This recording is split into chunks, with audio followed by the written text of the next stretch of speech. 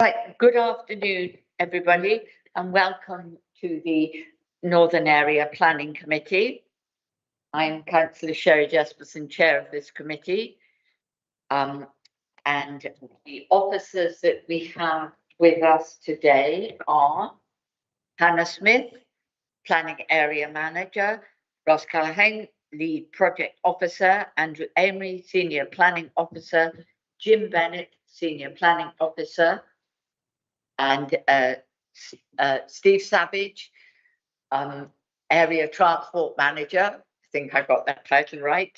Phil Crowther is our lawyer, and Megan Rochester and Joshua Kennedy are looking after us from Democratic Services. Committee members will introduce themselves when they speak. For visitors who've not been to a planning meeting before, and for anyone watching online, I will very briefly explain the procedure. We have a number of applications before us today, which we will consider in turn. For each application, I will invite the case officer to present the report and recommendations, followed by presentations from any other officers. The reports and background papers have been available for members to read and discuss with officers prior to the meeting. Next, I will invite those members of the public who've registered to speak to address the committee. Please come to the table, that little round table there, when I call your name. Speak clearly into the microphone.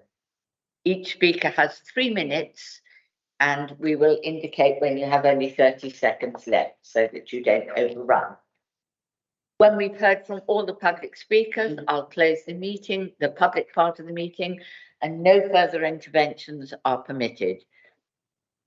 Committee members may then ask questions on points of clarification, and then they will move on to deliberate and come to a view. We will pause for comfort breaks during the course of the afternoon at the appropriate point. I must remind visitors that this is a Dorset Council meeting held in public, not a public meeting, and only those members registered to speak may do so. And you mustn't speak directly to any member of the committee or pass any information to us, however exciting you may feel.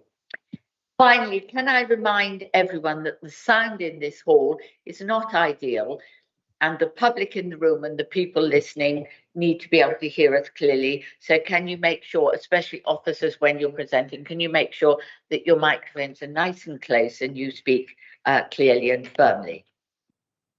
And so I turn to our agenda, and the first thing to tell you is that our Vice Chairman, Councillor Penfold, has given her apologies. So I have, with the committee's permission, I have asked Councillor Apothecary to assist in that role, if that's all right with the committee. I'm seeing nods, that's lovely. Thank you very much indeed, Councillor. No, it's not a resolution. We don't need to propose them. We're not electing a vice chairman. She's just assisting. I'm advised that we don't re-elect a vice chair at this point. Can we hear the apologies, Megan? So we've received apologies for absence from councillors Megan Penfold, Les Bryan, Emma Parker, David Taylor, John Andrews and Stella Jones. Thank you very much. Members, are there any declarations of interest? And thank you very much. Can we confirm the minutes of the meeting of the 24th of October to be a correct record? I know you will all have read them and inwardly digested them. Propose a second. That's lovely. Thank you. I will sign them at the end of the meeting. Public participation I have covered. So now we move on to our first planning application afternoon, which is agenda item 6. This is an application at land west of Shaftesbury Road in Gillingham. This is to erect 34 dwellings, including show homes and sales area, and associated infrastructure, formal and informal open spaces. Now, you will remember that this has outline planning permission from as long ago as 2018, and this is the reserved matters application. Committee, I want you to it may seem like not a very significant well, it's significant, but it's a mere 34 dwellings. But there's much more to this application than that. This is the first part of a massive major scheme that is part of the Gillingham strategic plan. And it's really important that the committee pays attention to this as a whole, because if it comes forward to us over a period of time in little blocks of 34 here and 100 here, we could end up with a very bitty scheme. And it's our responsibility to make sure that we've understood each part of this as it comes forward as a part of the whole. So that I have asked the officer, and he's kindly going to set this in the context of the wider scheme for us. So that's why it's a really, really important application for us, more than it might appear, being a mere 34 homes. And it's really, really splendid to see some of this development in Gillingham finally coming forward. So it's good to hear all about it from Ross. It's your show. Would you like to give us your presentation? Thank you very much. Thank you, Chair. Good afternoon, members.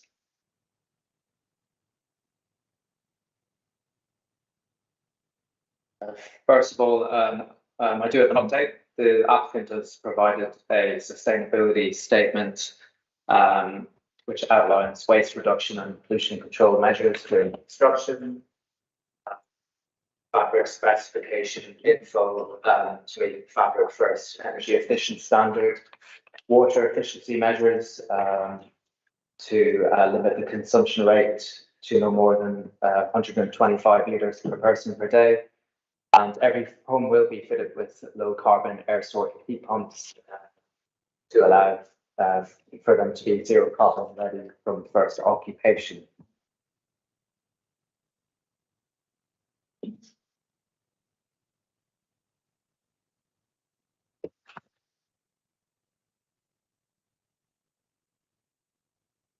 Apologies, sorry.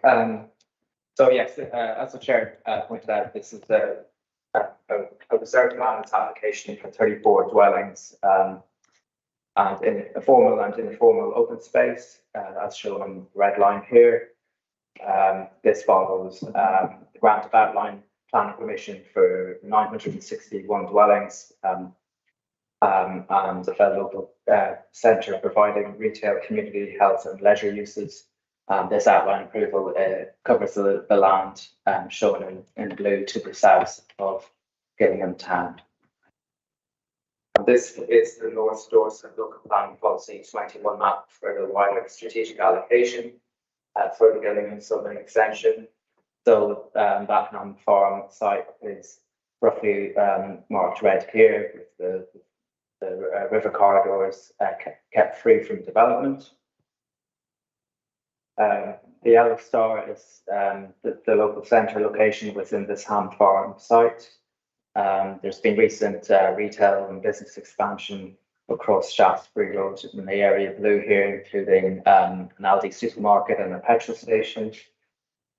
Further east, we have the site known as Park Farm, which has separate outline planning permission for 634 dwellings in a primary school, and we've just had a phase one application just validated today, actually, for 316 dwellings. And on the western side, we have the Logging Lakes development that's being built out for 205 dwellings in total. Further west is Brickfield Business Park and employment land location. So this is the outline approved land use plan, and I've marked the application site before us in the red circle here. So it also includes public open space provision immediately to the west of the residential parcel. So this includes a play space facilities called a locally equipped area of play here, and then northwards there's an informal kickabout area. And I'll show detailed plans later in the presentation. And this is the outline approved illustrative master plan, which shows the anticipated highway routes through the wider scheme. So you see here the principal street running through east from Shaftesbury Road, all across to the B3092 New Road junction here to the west. And there's also a secondary loophole road north of the principal street, so it bisects the proposed development parcel here from the open space on the west, and this meanders around here to join back with the principal street further west.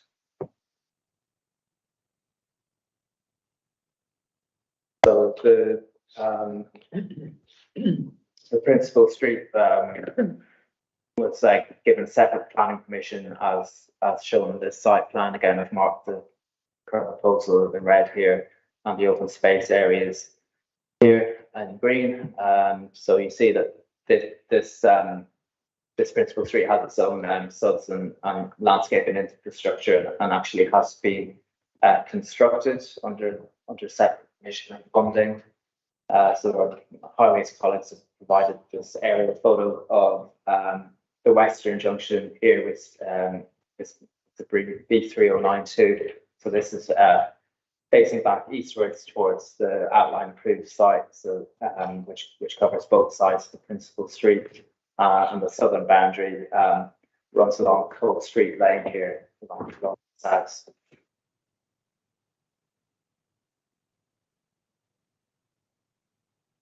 And this is another aerial of the principal street just further east, just in the background again of marked the current proposal site in red, and you can see here the suds infrastructure here, the landscaping provision along the highway here, and the shared pedestrian cycle route side of the highway, and there's also some off-street parking included in this principal street too.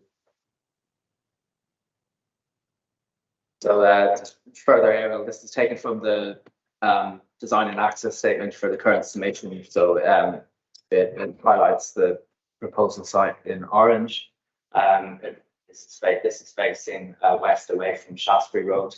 It's obviously taken slightly earlier stage of the principal street under construction. With some more aerials from the same design and access statement of roughly drawn the proposal site, just to show how it relates to the field pattern. The proposal will largely retain the existing hedgerows. Here is the junction location with Shaftesbury Road. This will be the local centre area here as well. And north you have the Sydenham's builder merchant here. Across Shaftesbury Road you have the Aldi supermarket here as well. This is the outline approved plan of the highway access with Shaftesbury Road. So it does include highway widening to provide filter lanes, and there will be a signal controlled junction as well.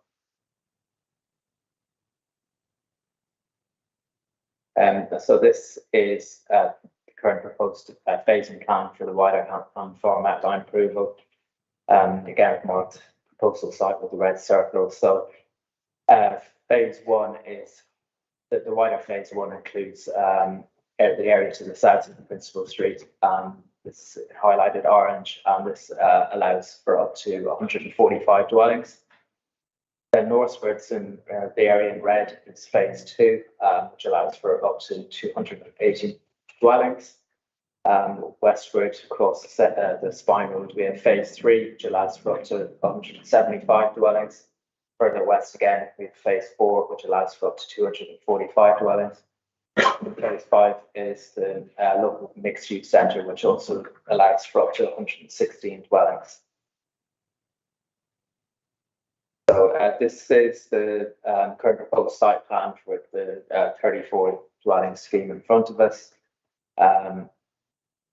You see the Spine Road route bisecting the residential development from the Leap area here and the Kickabout area too. There's it will have its own pedestrian cycle routes through the site.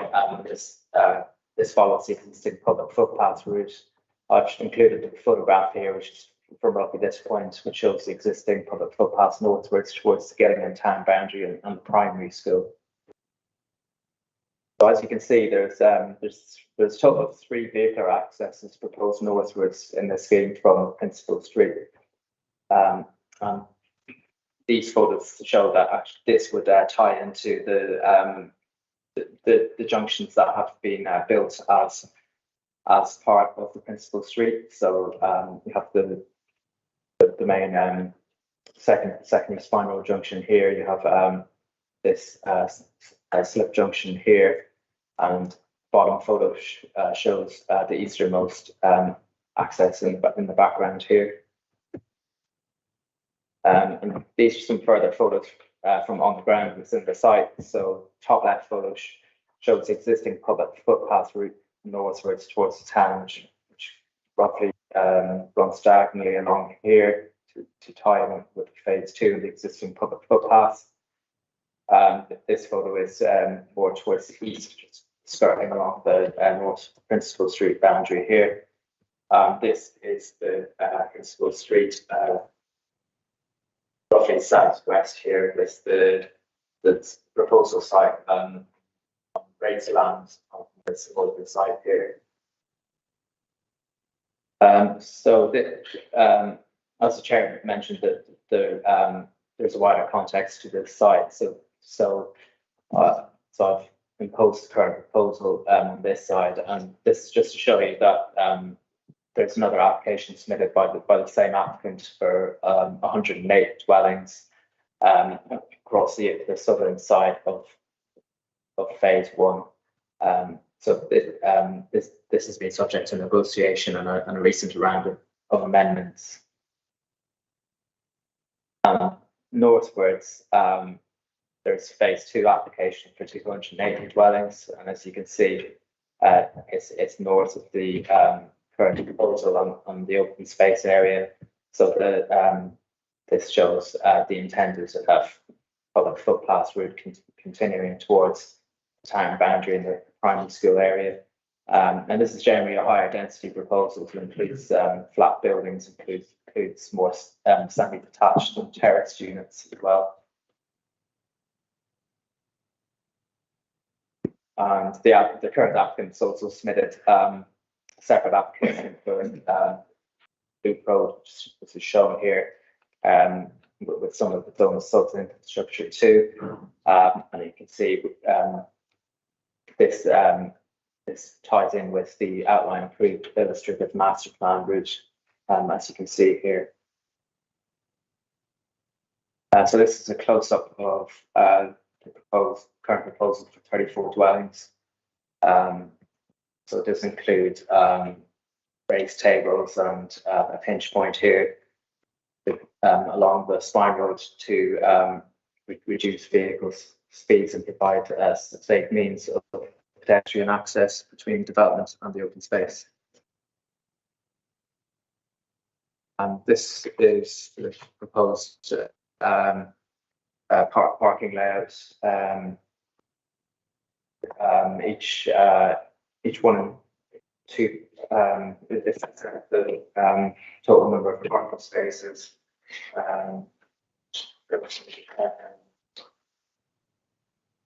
So the total proposal comprises 2 one-bed maisonettes, 2 two-bed dwellings, 14 3-bed dwellings, 15 4-bed dwellings, and 1 5-bed dwellings. So each one-bed dwelling would be provided with 1 parking space, and the 2 to 5-bed dwellings would be provided with at least 2 parking spaces. The 3 to 5 bedroom units would also be provided with either integral garage spaces marked green here, or separate garages towards the back of the surface parking spaces. So this plan shows the extent of the highway anticipated to be adopted. The Highway Authority has raised no objection, commenting that this layout is capable of being adopted. And that refuse collection has also been fully considered with the provision of vehicle tracking here, along with some communal bin collection points. So these are the proposed street scenes. The top street scene is along the principal street here. And the middle street scene is facing the open space area. So most of the dwellings are on two-story form, but given the relatively small size of the proposal in the surrounding context, the scale is considered to be acceptable. So this street scene contains the only 2.5-story high dwellings and also a terrace with affordable units. This allows for gradual transition of density to the higher density proposed within phase 2 further north here. The eastern street scene contains some more dominant yellow brick types. Both includes 5 temporary showrooms here. So given this, so these will be used for such wider schemes being constructed and will then be reverted back to full occupation. So given this context, the more eclectic material mix along here is considered acceptable. So this is the affordable housing layout. So it's a total of 7 affordable units are proposed, which is 20% within this phase. So you see 3 will be a terrace with 3 dwellings will be shared ownership, and there'll be 2 maisonettes and 2 adjoining terraces will be affordable rent. These 4 units now face Spine Road and the open space area. I've included the affordable rent dwellings are actually shown in this street scene here, and the shared ownership units are here. So they are of traditional design to reflect the design cues of the rest of the development. They provide sufficiently tenure blind periods, despite the size difference between them and the market dwellings. So here are some further proposed elevations. So some of the dwellings have double frontages here, including the affordable maisonettes, which are located here, facing both sides of the open space and footpaths. So this provides appropriate surveillance, and there's some additional chimney features as well to in some key landmark locations to add some further interest and character. So the materials palette is also included here. This predominantly includes brown and red brick types, along with some white render weatherboarding and tile hanging, and brown and grey roof tiles. This body reflects the palette required by the outline scheme, and the current proposed condition 6 requires full specification details to be submitted and agreed by the council. So this is the proposed open space, along with the temporary show homes area here to the east. The size of the kickabout area and the local equipped area of play both meet the size requirements of the outlined Section 106 legal agreement. This is a close-up of the play facility. The amount of different play facility features here complies with the requirements of the Section 106 agreement.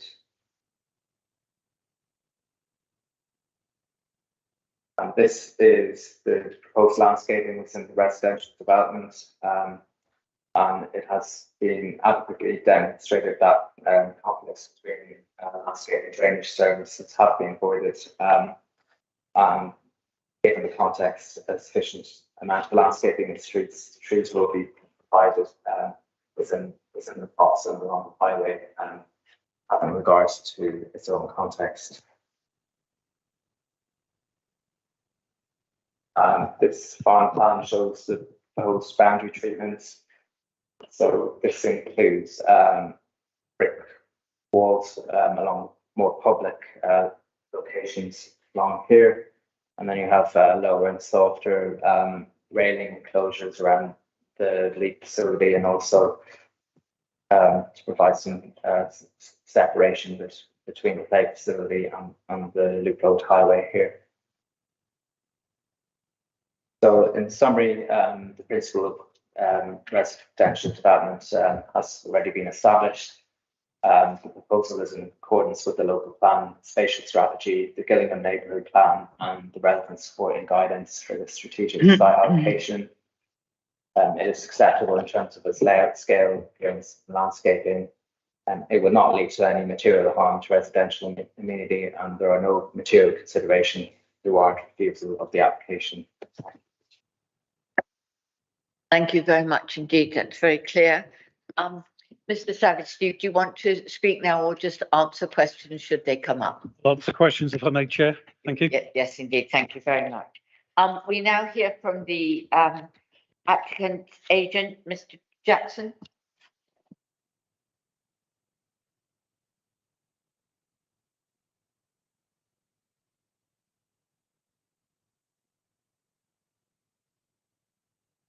Either of these? Thank you. Okay. Thank you, Chair, for allowing me to speak in support of this application on behalf of my client, Redrow.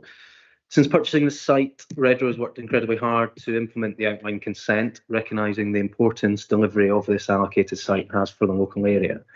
As part of the applicant team, we have been engaged in positive discussions with officers for some time now, across not just this application, but multiple ones across the development.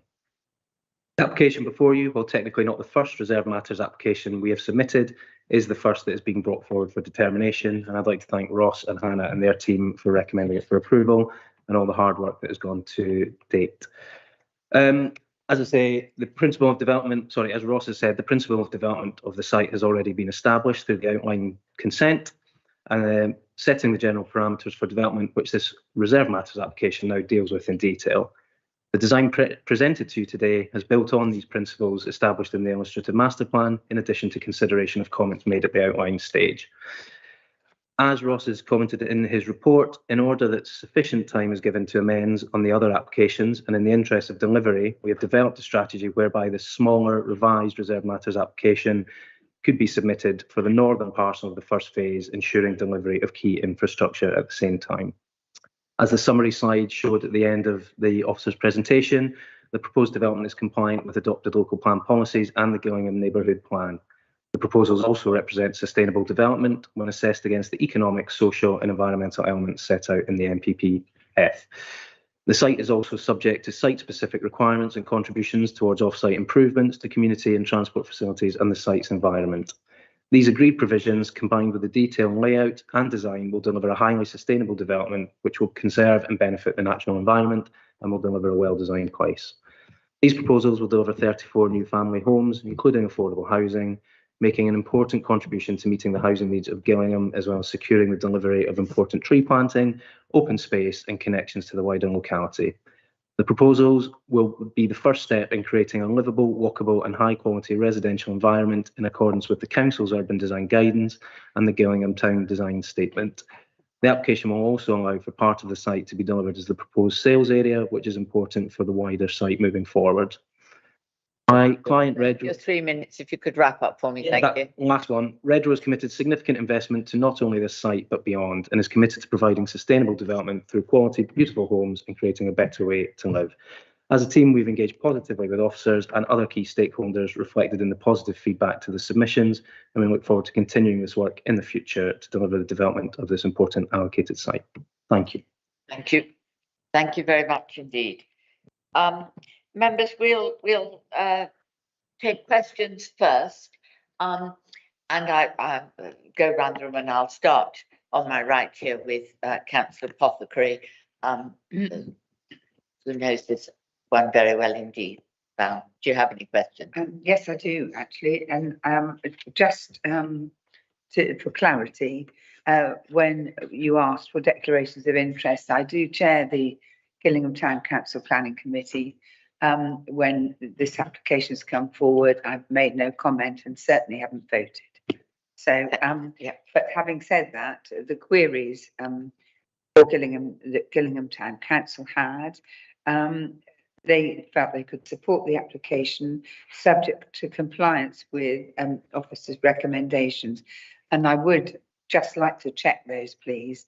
One was sufficient traffic calming measures on the road adjacent to the proposed play area. And the second one was a 3 metre wide cycleway extending around the western boundary of the Kickabout area so that it links to the 3 metre wide pedestrian stroke cycle path on the eastern side of the triangular public open space proposed in another application, P/RES/2022/07898. I know that sounds a bit complicated, but I'm sure officers here will know exactly what we're talking about. So it's just a bit of reassurance that those two recommendations from your own officers have been addressed, please. Yeah, so please, yeah, and then we'll come. Yes, thank you. Thank you, councillor. You just mentioned the adjacent development, which is shown here on the slide. So this is the phase 2 proposal for 280 dwellings. I hope you can just about see that the current proposed footpath link northwards from the play space and Kickabout area will tie in with what is proposed for phase 2. This will also be 3 metres wide to provide that shared pedestrian cycle space. Ties in with the public footpath route. You're aware of the existing paved route that goes towards the town schools. Before you move on to the next question, can I just ask a supplementary to that one while you've got that on the question on the screen? That footpath, the cycleway, will travel north up to, or travel in towards the town. Yeah. What have we got there by way of street lighting that will make it a safe space until the next phase is built? Because for the time being, they're going to be leaving their homes and travelling over what is essentially just a wide open space and to the primary school. Yeah, so yes, it's a good question. Obviously, we've got biodiversity requirements too. That requires some control of the level of street lighting. Yes. Street lighting, however, there is a condition proposed with the current proposal. There was me trying to find it now. Yeah, so it's condition 7. So prior to construction beyond damp course level, an external lighting scheme is proposed to be submitted to deal with all public open space areas. This includes lighting appearance, columns, technical details, etc. And the strategy shall reflect the need to assist public safety whilst also minimising light spills to avoid harm to protected species. So that's taken from the wording of the condition. Yes. So that would have to be implemented before occupation. Now, I appreciate there's 2 phases. Yes, I think that's going to apply just to this phase, isn't it? And I'm concerned about the time between phase this bit and when the rest gets built. Yeah, I think I don't think we ever have full control over when exactly phases can be implemented. And all I would say is, having visited the site myself, and I'm aware that it's not. It is not currently lit, but it is a good proportion of this is at least tarmacked anyway. And I know that once you get towards the town itself, there's good lighting. So perhaps Steve can comment. Yes. Then we'll come back to Val's second point, but yes, just while we're on this footpath. Thank you, Chair. Well, the intention is that all of the interior roads, if you like, with traffic calm to keep vehicle speeds to 20 miles per hour below. So that'd be by virtue of signage or appropriate traffic calming measures. Bit hard to make out in the plan, but you can see the pinch point that Ross mentioned, which will facilitate obviously a shorter crossing of the carriageway. We will require most probably something at the entrance, roughly where you can see the number 31 there. And you can also see on the cul-de-sac, there are two what appear to be sleeping policemen or plateaus of some sort. The detail will be sorted at the section 38 stage to ensure that we have that traffic calming in place. Generally, we need features every 60 or 70 metres to make sure that people can't actually accelerate between them to get any speed up at all. In the during the construction phase, obviously we don't put the traffic calming features on until after the wearing course is on the road. Otherwise, they get destroyed by the construction vehicles as such. But in the interim, when there's no wearing course, then we'll have raised manhole covers and gullies and the like, which act as a natural traffic calming measure for unsuspecting drivers. So, in answer to the town council's query, yes, the intention is it will be traffic calmed. The intention is that it will be offered for adoption, that as an authority we'll have control over that. Has that answered your questions? Yes, I believe it does. I have to say, I'm not entirely satisfied. I'm not entirely happy that my question about the lighting in the interim period has been answered, but Yeah, it's a really good point. I think Ross just answered it really to the extent that we can't control every phase in terms of exact timing. We can take some comfort in the fact that we do have a reserve matters in on that space. So we actively have, developers looking to take forward these parcels. We're not looking at this in isolation with no other reserve matters before us. On live sites like this, there's always going to be some disruption through the course of the construction period, but there will be adequate access to the properties when they are constructed. And the immediate infrastructure will have to be in place so that they can be properly lived in. But there is going to be a degree of delay before everything else is put in place. But it's a really good point to raise. But it's slightly out of our control, but each phase will have that requirement to ensure that everything's put in place, like Steve said. thank you. I'll have to be content with that. I'm just concerned that we're not creating a dangerous walkway for families going up to the primary school for this interim period, but I guess I have to leave it at that.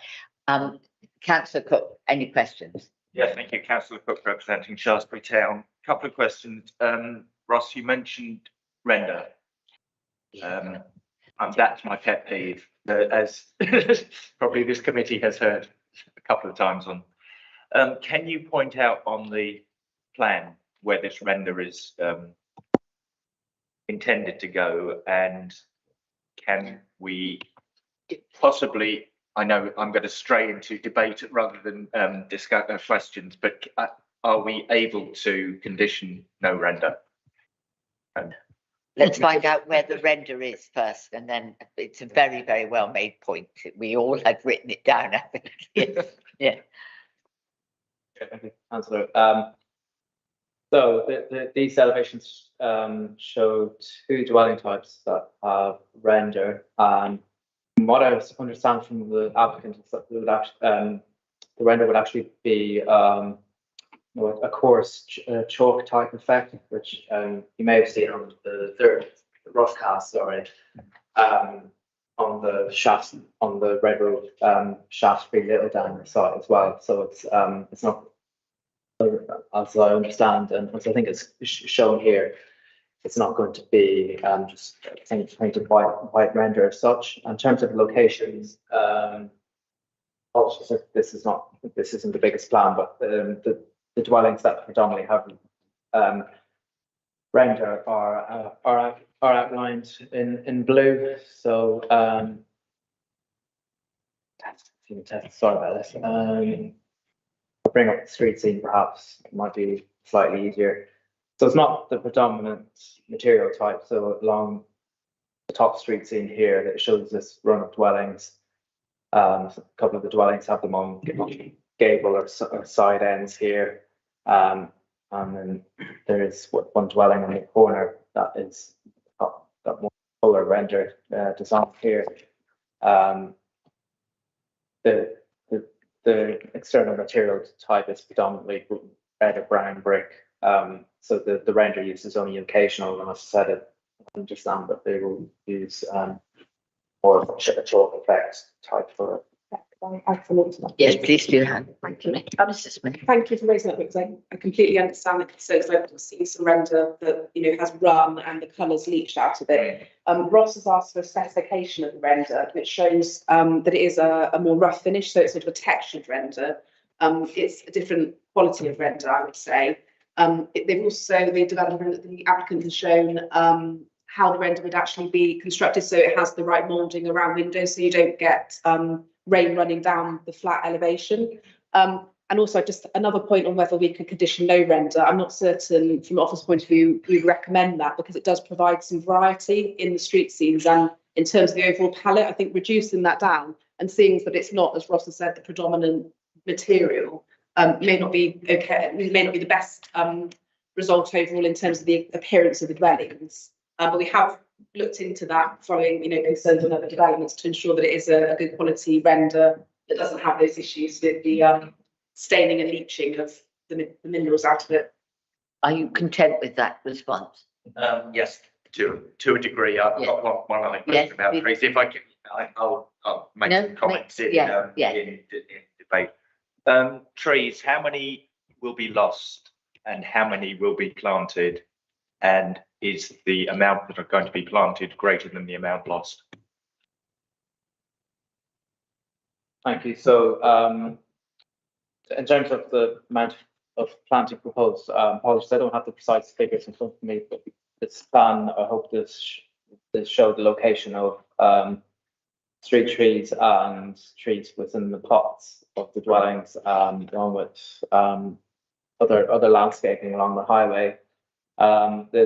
If I try and revert back to the aerial photos, just to show the site itself doesn't have, there are a few trees within the hedgerow rather than being within the development site itself.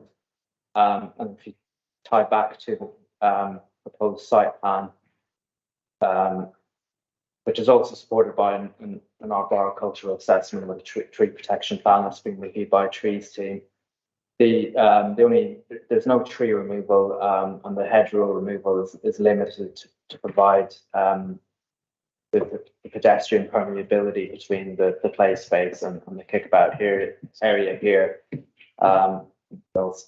Just for transparency, there's also another break here, just for the shared surface route that I know follows the existing public footpath link here. So the existing landscaping loss is very, very minimal, and the applicant has provided details of utility runs and a lighting plan here. So that does restrict the amount of new trees that can be provided, considering that the highways are mainly up for adoption. So given that context, it's considered that sufficient amount of landscaping and street trees is proposed. Happy with that? Yes, thank you. Thanks. Councillor So, Jones. yeah, just a quickie. Will each area be fully completed and landscaped before they move on to the next phase? Or do you think it will have to be completed and fully landscaped before the next phase is built? And the other little question I had is the leap. Is that leap going to have to service the whole site once built out? Is that, and would you consider that to be of a reasonable size to be able to facilitate that? Okay. Thank you. Questions? Thank you, Councillor. So the first question, the 106 legal agreement under the outline permission does require completion of all public open space within a particular phase, such as phase 1 here, prior to 70% completion of the dwellings. So there's a trigger point there for each parcel. Then regarding your second question, in terms of the needs of the wider scheme, just revert back to this plan. Yeah, sorry, the text is not very big, but I will clarify that current proposal, so that the purple area is the locally equipped area play facility. There is a requirement for another play facility. This since changed because of the principal street, but there will be another location for, more actually better location away from the main routes. So there is a requirement for 2 LEAP facilities, and then there is also a requirement for a larger NEEP. Sorry, I just lost my NEEP facility, which again, the original approval was to be shown quite close to the highway, but that will be also relocated to an appropriate location as the further phases are submitted. So the development will not just be reliant on the current proposed open space proposal. Yeah, so we'll also have some smaller local play facilities called lap facilities. For instance, yeah, just some smaller facilities, say for instance along the southern proposal along one of the footpath routes here. That answers your question. Lovely, thank you. Right. That's the right there. Linda Wright, Gillingham. Thank you, Chairman.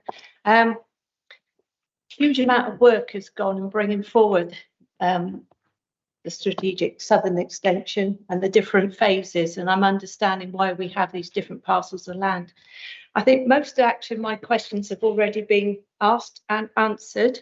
I just wanted clarification that the pedestrian links, they will still be there for occupants of these dwellings to reach the school and the town, albeit it will be over open field, the existing links. But also, Ross, do you think the principal street will be fully open on the eastern end when this development is built out? Because this is nearer to the eastern end, the Shaftesbury Road. And if families want to walk in, obviously it's going to be a lot easier to get into school. Thank you. Thank you, Chair. It's my understanding that the signal work should be completed March or April next year, which will then obviously facilitate access to this particular parcel of land. I couldn't give you a timescale as to when the actual principal street itself, the link, will be open, but I would guess it would be middle of the year. But we're working hard, or the applicants are working hard on the signals at the moment. But it's quite a long process, as you can appreciate. So yeah, I think March or April next year for that to be open.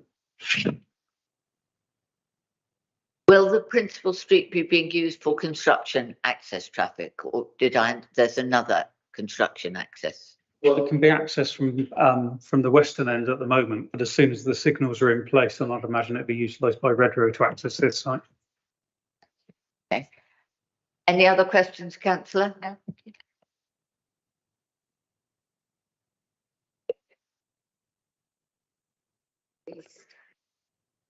Thank you, Chair. Councillor Brian Heatley from Rockwell and Mike in Weymouth. I have a couple of questions. One about energy, the other about affordables. The acoustics in this room are terrible. I don't think I properly caught what you said at the beginning.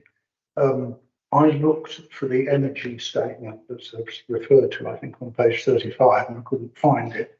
And I think he was saying that some statement has subsequently come forward, and you listed a number of desirable things. It would help me a lot if you could just repeat that, because it sounded good, but I need to be sure. Is it on the?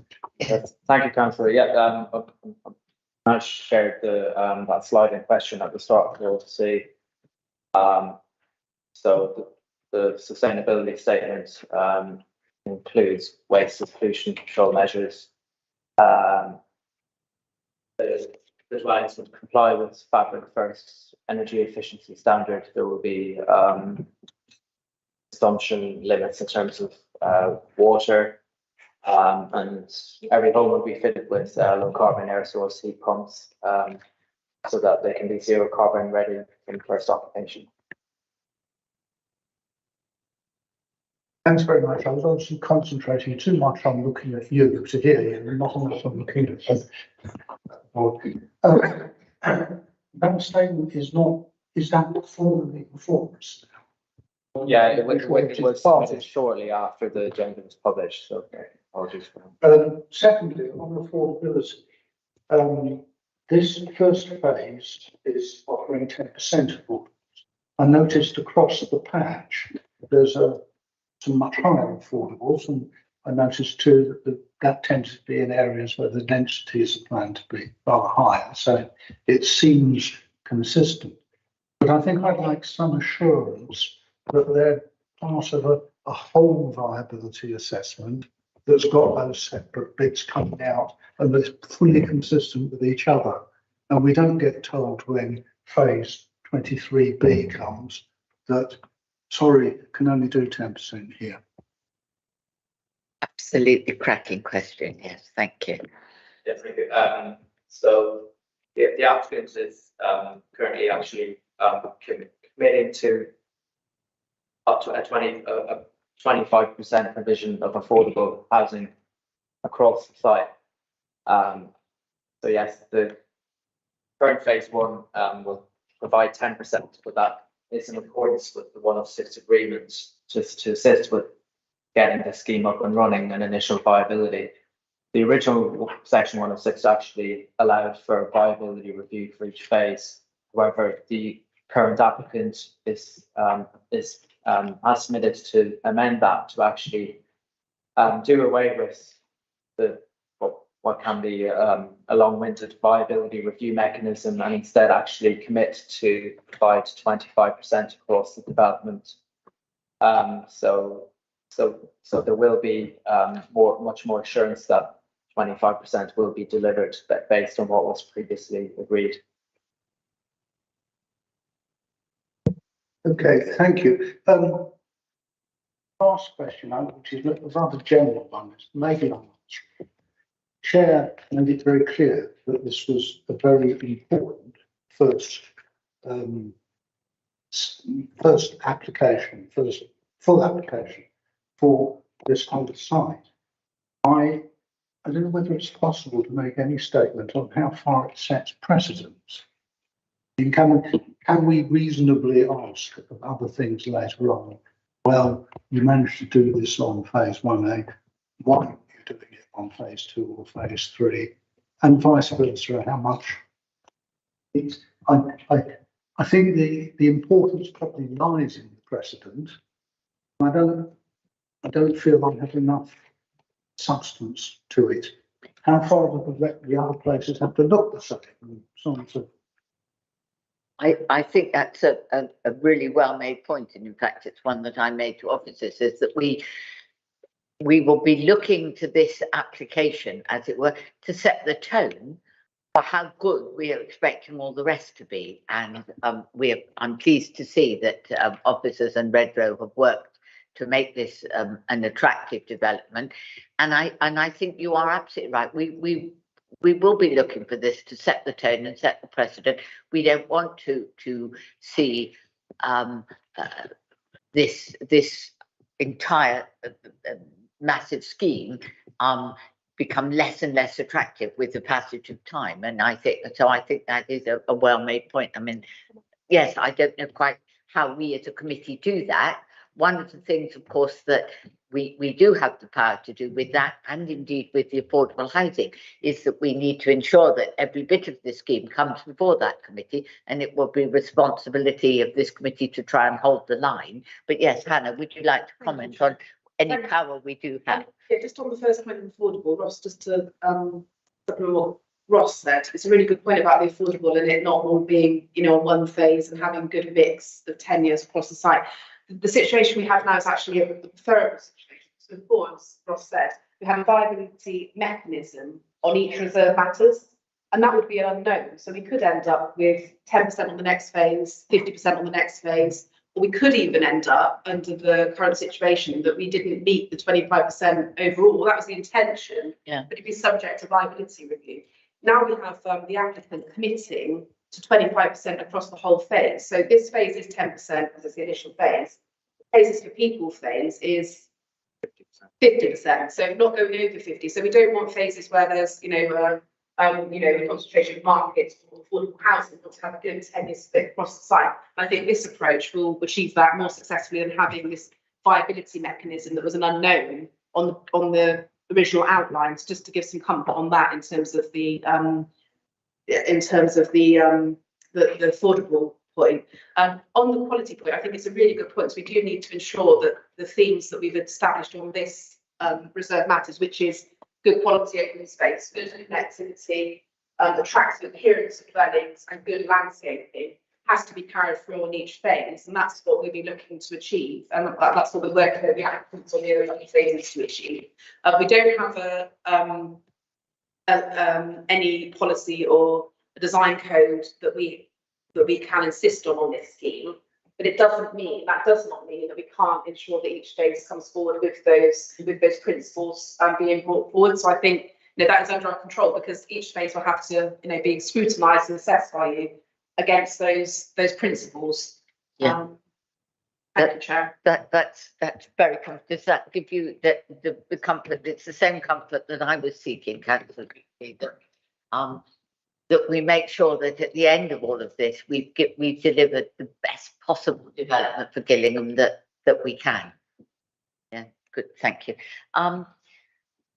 Moving, if there are no further questions, we can move on then to debate. I mean, Councillor Pothcary is one of the Gillingham members, and I'll come to you next time if you want to begin the discussion. Thank you, Chairman.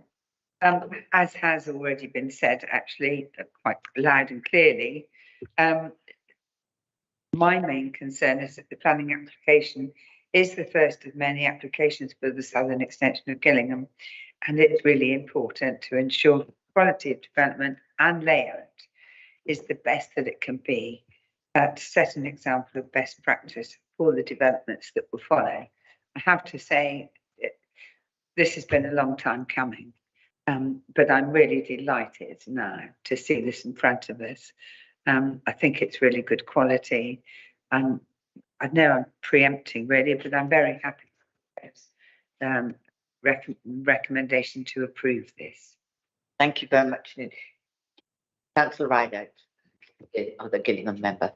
Belinda Rideout, Gillingham Ward. Yes, Chairman, I would concur with Councillor Pothcary. This has been a long time coming. We've had a master plan in place, so we know what's going to happen. And I'm fully go along with this, and I'm very happy to second.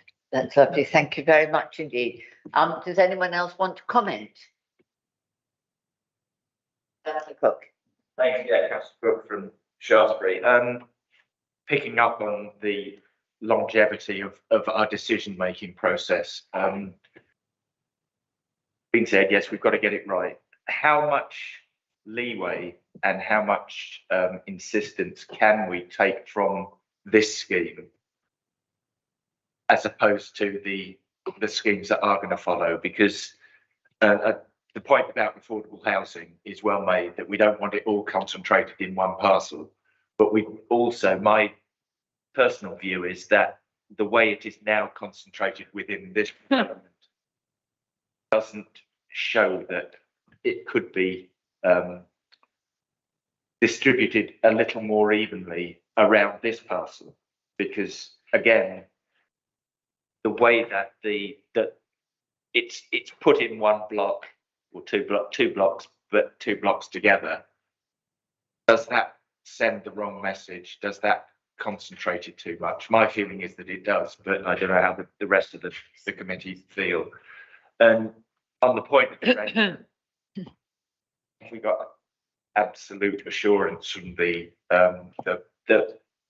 materials that the developer is putting forward that in 5 years' time, the render won't look like some of the hideous render that I see day in, day out going down the A30 towards Salisbury out of Shaftesbury. Because I'm sure that at the time that was put in, everybody said, oh, it'll be fine, or maybe questions weren't raised about it, but there is some hideous looking sprawling. Can we just be, have we made it absolutely clear what this committee feels about poor quality render, and have we put that condition in the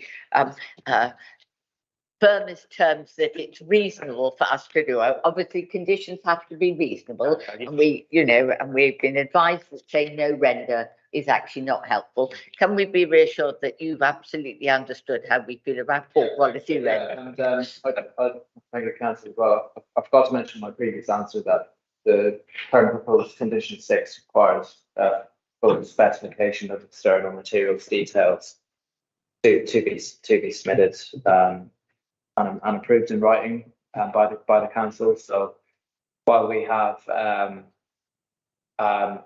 while we have this material site plan in front of us now that I explained, it sets out the general materials types. This condition 6 will require the precise specification details to be submitted. So we use our previous experience in terms of what's worked and what hasn't, in terms of considering whether it's acceptable or not. I think the position is that we will now trust our officers who have understood very clearly what we feel about poor quality render, and they will ensure that the render that they say yes to is acceptable. Is that a reasonable interpretation? Yes. Hopefully that is the case. Yeah, I trust our officers, obviously, and hopefully the agent for the developer will take note and maybe feed this back. Exactly. Your point about the affordable housing, then, yes. Yes. I think it's important to note firstly, the size of this scheme is relatively small, 34 dwellings, and also it's a relatively small number of affordable units as well. So 7 units within a scheme of 34 dwellings. I think in reality, given that a lot of registered providers do require some element of clustering for management purposes, we feel this provides a sufficient tenure blind appearance given this context. But I do take the point that for the larger phases, we would expect much better hectare of locations. This actually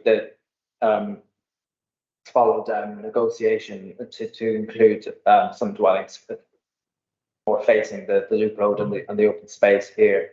Then again, this is the same couple of maisonettes in the corner, so we've got double frontages, got similar traditional appearance to the open market units, so we feel that's sufficiently tenure blind.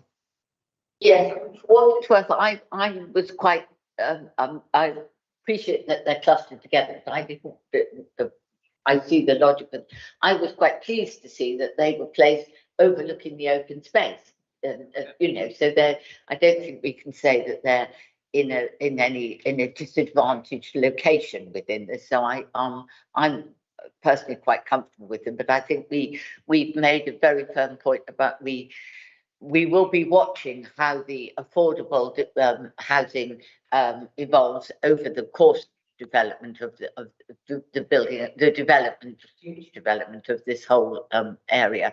And of course, the point for the committee to be aware of going forward is that the agreement that has been very helpfully described is with Redrow, but there will be other developers. It's not just Redrow who will be in this part of Gillingham. So it's up to us as a committee to keep our eye on the fact that the affordable is delivered in a way that we find satisfactory, and that the quality of the design and appearance is maintained. Yes, Councillor Jones. Carol Jones, Sir Newton.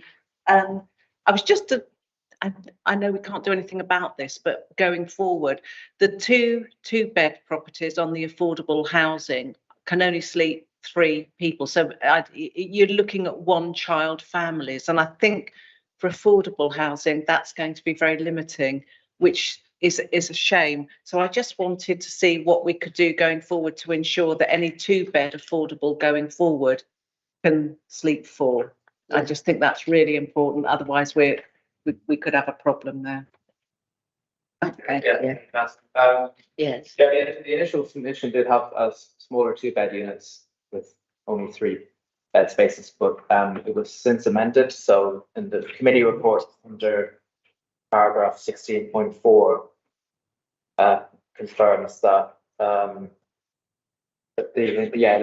initial submission, but confirms that the current two-bed units are now for 4 occupants, the larger. Okay. So it's, apologies, I think some of the. Sorry, yeah, I was looking at the earlier one. consultation comments Okay. Referred to Yeah. the initial scheme, but Got it. that's been. Ladies and gentlemen, we've Okay. had a very good look at it. If there's nobody else who has any points they want to make, we've had a proposer and a seconder that we should grant this application in line with the officer's recommendation. I think we're ready to put that to the vote. All those in favour, please raise your hand. Any against? No, that's lovely. That's job done. Thank you very much indeed. We've been talking for an hour. Do we need a comfort break now? We will have a brief comfort break for 10 minutes.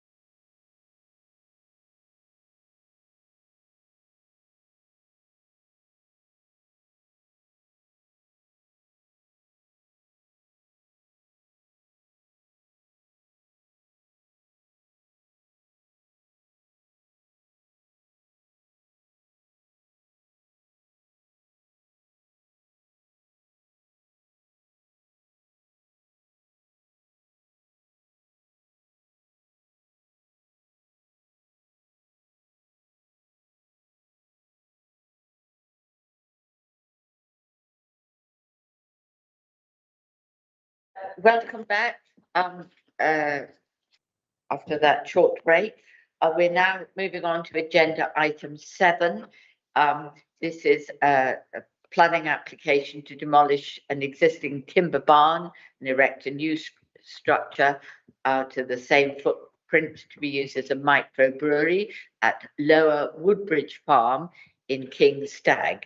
And we're going to hear first of all from Case Officer Andrew Amery, who's going to present his case. And committee members, I think this is Andrew's first time presenting this to our committee, so you're very welcome. Thank you. Thank you, Chair. Good afternoon, members. Yeah, my first presentation at the North Area Committee, so Welcome. Thank you. The application before us, as the Chair has indicated, is for the replacement of a former chicken coop agricultural building on Peaceful Lane. That's just south of the A3030, about 500 metres further south. If you want to move down.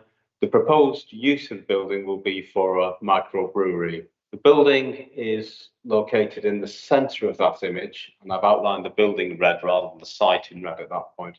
If you can see where Peaceful Lane is, as it moves north to south, it is located approximately 500 metres south of the main route and 100 metres south of the nearest residential property, which is Lower Woodbridge House.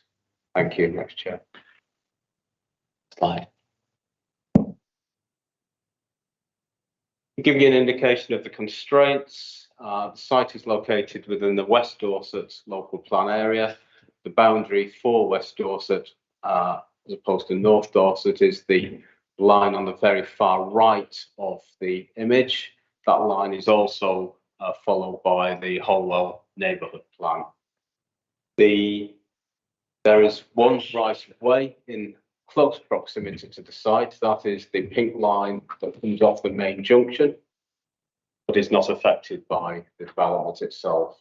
And the little purple dot to the west of the site, further south, is where Roman pottery was found, and that's a site of a monument, but again, it's not considered to affect this particular site. The site isn't within a conservation area, A and B, and the nearest listed buildings 500 metres to the north, and they are within the grouping of buildings at the Woodbridge Farm off the A303. Next slide, please. This slide shows the extent of fluvial flooding and indicates the extent of flood zones 2 and 3. And as you can see from that, that's taken from the Environment Agency's mapping system, and it shows that the site sits outside flood zones 2 and 3 and sits within flood zone 1. Next slide, please. This just gives you an indication of the extent of the site, outlined in red. The blue line shows other land within the Lower Woodbridge Farm ownership. The building and area to the northeast of the site is in agricultural use. Along Peaceful Lane to the north, you have the nearest residential property. That's at the point where it says 64.7 AOD. And on the opposite side of the road, the light industrial units for the joinery and furniture use that is operating at the moment. Next slide, please.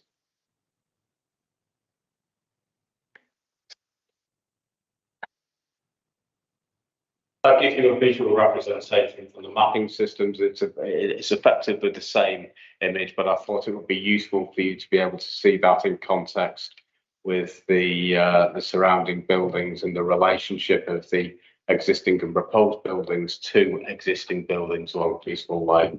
So at the bottom, the building at the very bottom of the image is the building to be replaced. Immediately to the northeast is our agricultural buildings, and you have then where it says in the top left-hand corner bespoke, those are the two B1 use joinery units, bespoke furniture units, And immediately opposite that on the north side of Peaceful Lane is the nearest residential property. Thank you. Next slide. The key planning issues in this application relate to the principal developments. Your officers consider that the application accords with the principles or policies SUS2 and SUS4 of the West Dorset Local Plan. SUS2 supports employment uses and SUS4 supports replacement of existing buildings in the countryside subject to their impact on the wider landscape and other matters. And I'm happy to take questions on that later. Officers are also satisfied that the proposals comply with policy EB1 of the neighbourhood plan. The neighbourhood plan policies and the local plan policies are in close conformity on these particular issues with regard to advice in the NPPF. The main issues raised during the assessment of the application are also key material planning issues. Highways, highway safety, traffic generation has been raised by third parties. Your officer's assessment, given that the scheme is now purely for a microbrewery, the originally submitted scheme with a tap room and areas where visitors might come has been deleted from the scheme, and there is a condition to prevent visitors and retail sales from the site. So the key issues are that the site is close to the A3030. It is of a suitable access to serve this particular use, given its modest nature and the low-key nature of activity and deliveries associated with that use.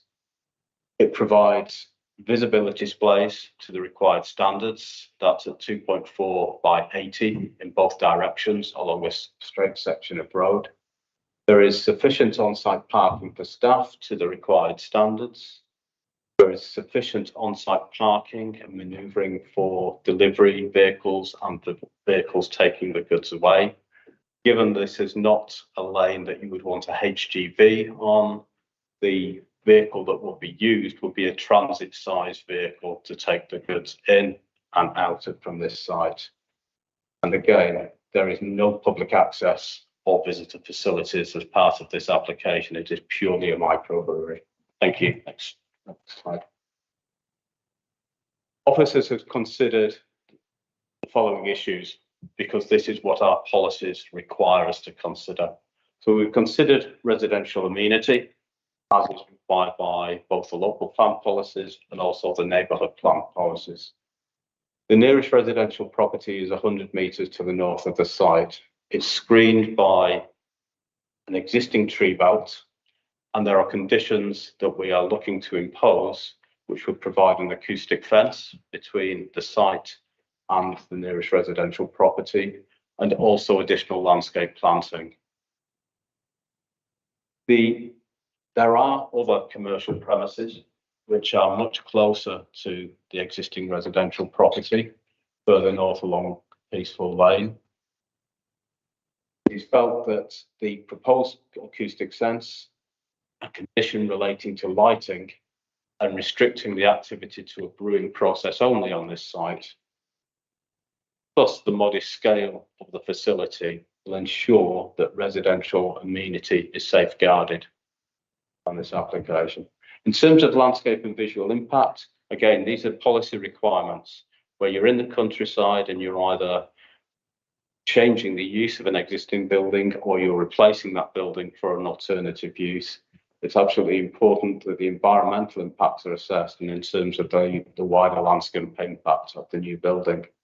The new building is 1.5 metres taller than the existing chicken coop.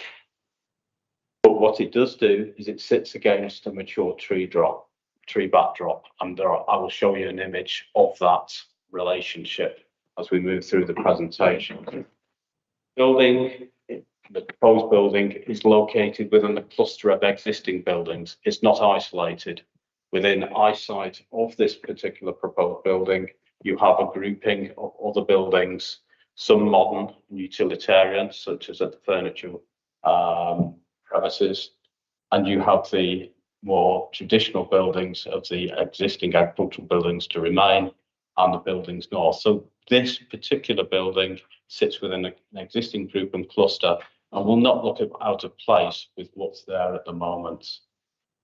What is there at the moment is somewhat dilapidated. It is a permanent design, it is of permanence, but it is in poor condition. And it's felt that actually replacing the building with the new building will offer a visual improvement in the landscape. And given the topography of the landscape, which is relatively flat, it sits in the shallow valley in this area, it's not going to have a wider impact, and the landscaping scheme will help ensure that that is the case as well. Next slide, please.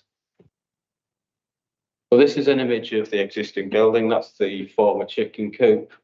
We're looking from, with Peaceful Lane behind us, the access route sits in front of that building, and you go through to the agricultural buildings beyond.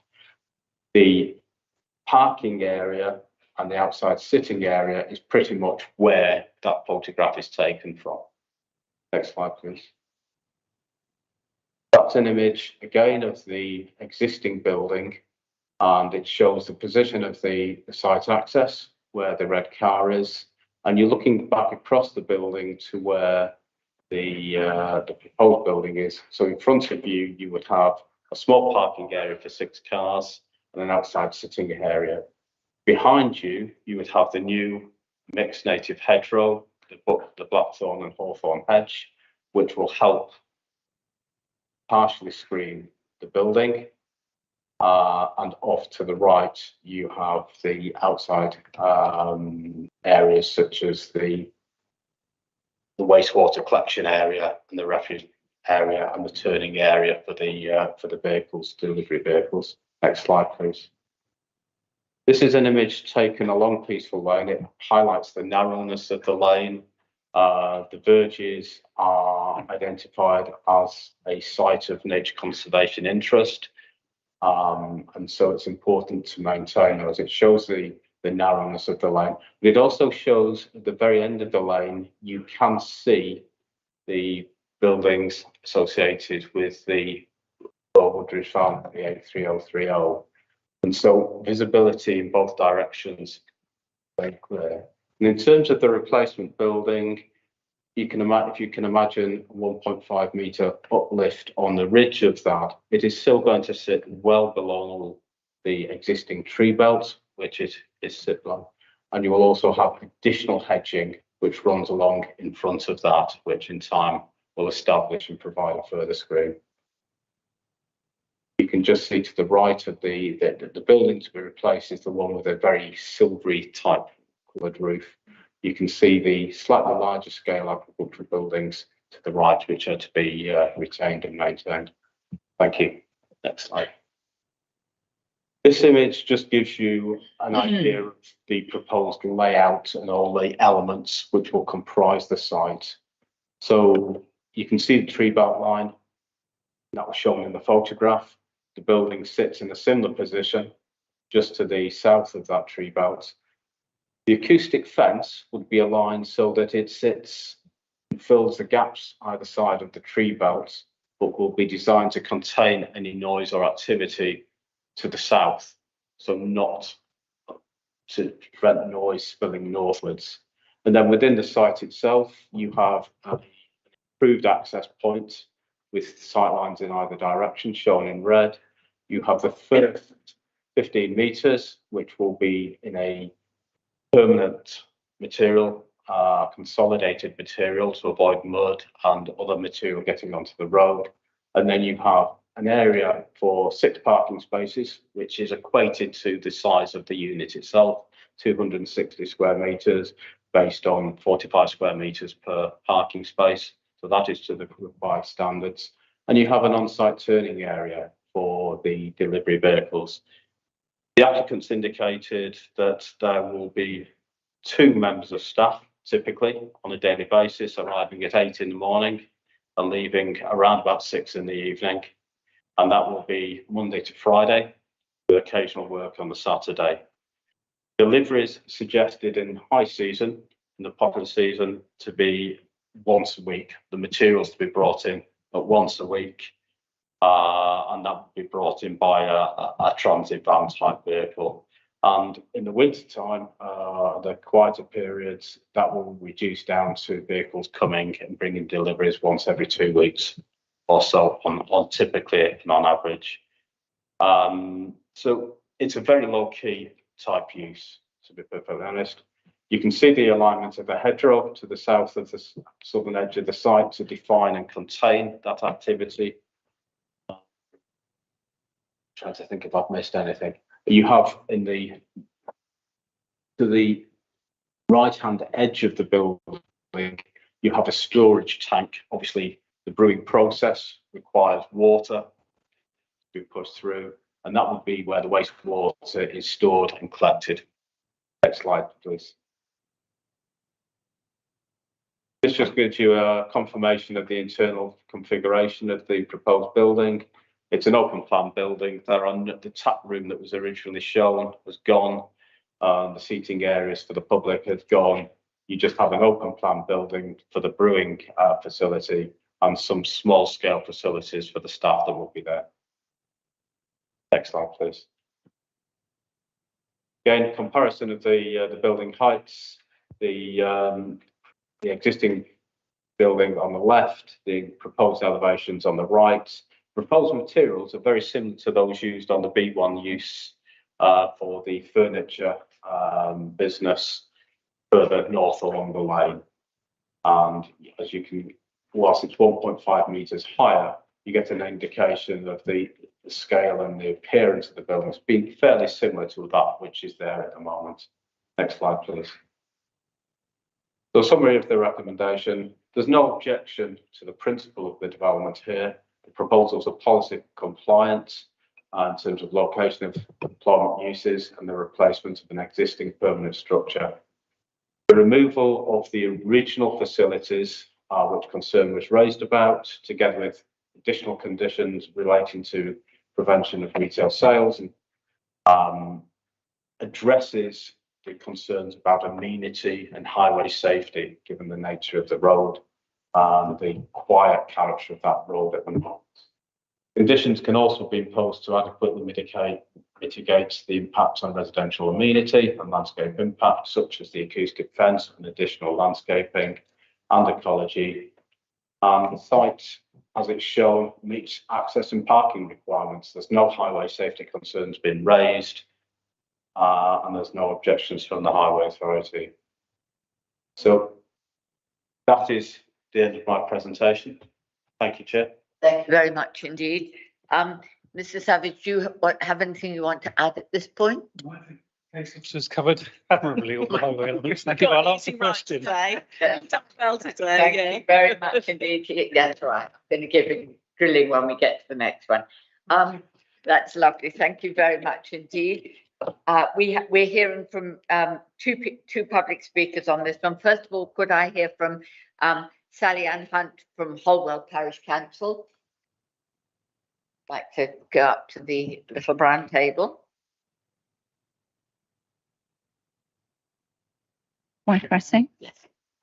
There? That one. Thank you. Sally Ann Holt. And before I get my 3 minutes, can I just be very clear? The address on this application states King Stag, but it's very firmly in Holwell Parish, as is the whole of Peaceful Lane and Woodbridge Farm, which is on the top. So I just want to make that clear, just in case you wonder why somebody from Holwell is sitting here. It's in my parish. That's very helpful to clarify that. Thank you. Thank you, Claire. Thank you, Chair and councillors. I just wanted to start by saying Peaceful Lane is very well named.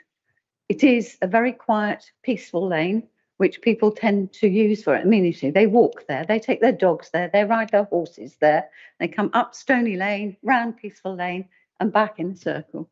That's what the lane tends to be used for. And as you could see, it's very picturesque, very quiet and very pretty to walk down.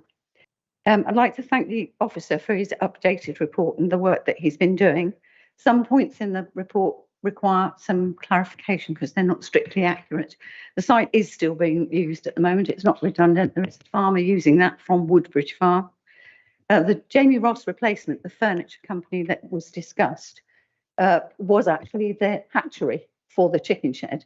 They were two wooden buildings, one which slightly larger than the other was a wood store. When we okayed the planning application, it was for a workshop and a replacement wood store.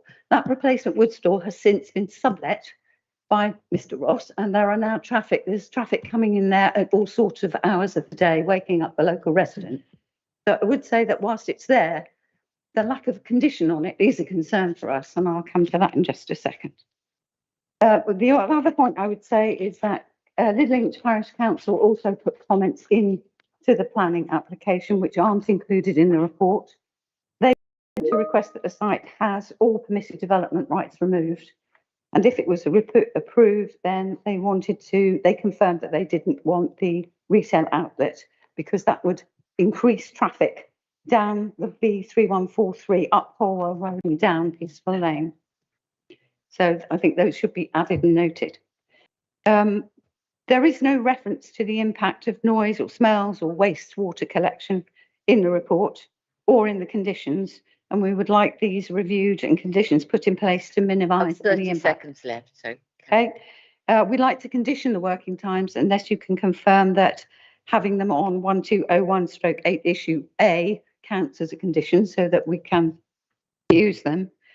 And we'd like to confirm, if you do approve, that no trees or hedges are removed during the course of any construction. Thank you Very much, Chair. Thank you very much. Thank you very much.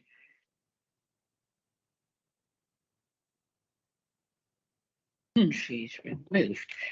Right, thank you. Next, we're going to hear from Ward Member Councillor Legg. Thank you very much. Thank you, Chairman. 3 minutes on your specialist subject. I think it's important to reflect on what Sally Ann has said. This is Peaceful Lane, and actually in the summer it's well worth a visit because it's a very beautiful lane. And I think many people are concerned about the potential volume of traffic that might be created by this application. I know that we've been told it's only going to be one transit van a week. But the interesting thing is when you looked at the plan that was shown on screen, there are 6 parking spaces. There are only 2 employees. There are, I think, 3 benches or picnic benches outside, which is part of the original scheme, which was for a tap room. The size of the building hasn't changed. It's just as big as it ever was in the original application. I mean, I think this is an improvement that the condition is being suggested to remove a tap room element and this degree of potential drinking, but it has got a license. We've already, as an authority, given this site a license to sell alcohol on the premises. So it wouldn't be an infringement of the license if people turned up and started drinking, or sitting out there in the summer and started drinking. That would be perfectly acceptable. And I know that the original highway officer's report used the phrase that recommendation is based on the assumption that there will be no visits to the site from members of the public. So obviously, the original concept had an objection from the highway authority if that was going to turn out to be the use. I've looked at this plan and in relation to the local plan, sus 2(3), I assume that we're giving this a green light on the basis that it's an agricultural diversification project. I assume that's correct, because if you look at the other bullet points, it clearly doesn't satisfy any of those. And if you look at sus 4, it talks about a replacement building should be permitted where the existing building is of permanent and substantial construction. And I think you used the phrase, actually, the case officer used the phrase that it's a derelict building. When you showed us that sagging chicken shed, I mean, that doesn't look to be of substantial and permanent construction to me. It seems that quite a lot of things are not quite right about this. We've already heard that there are 2 other buildings nearby, 30 seconds. which have been built. what's happening here is over a period of time, we're permitting the creep of a small scale industrial estate. This, if it's approved, will in total then allow 570 square meters of industrial space. And I remember the original case officer saying to me, if this was in North Dorset, and you saw where the boundary, how close the boundary was, it wouldn't satisfy North Dorset policies. Time's up. Thank you very much indeed, councillor. Thank you very much indeed, councillor.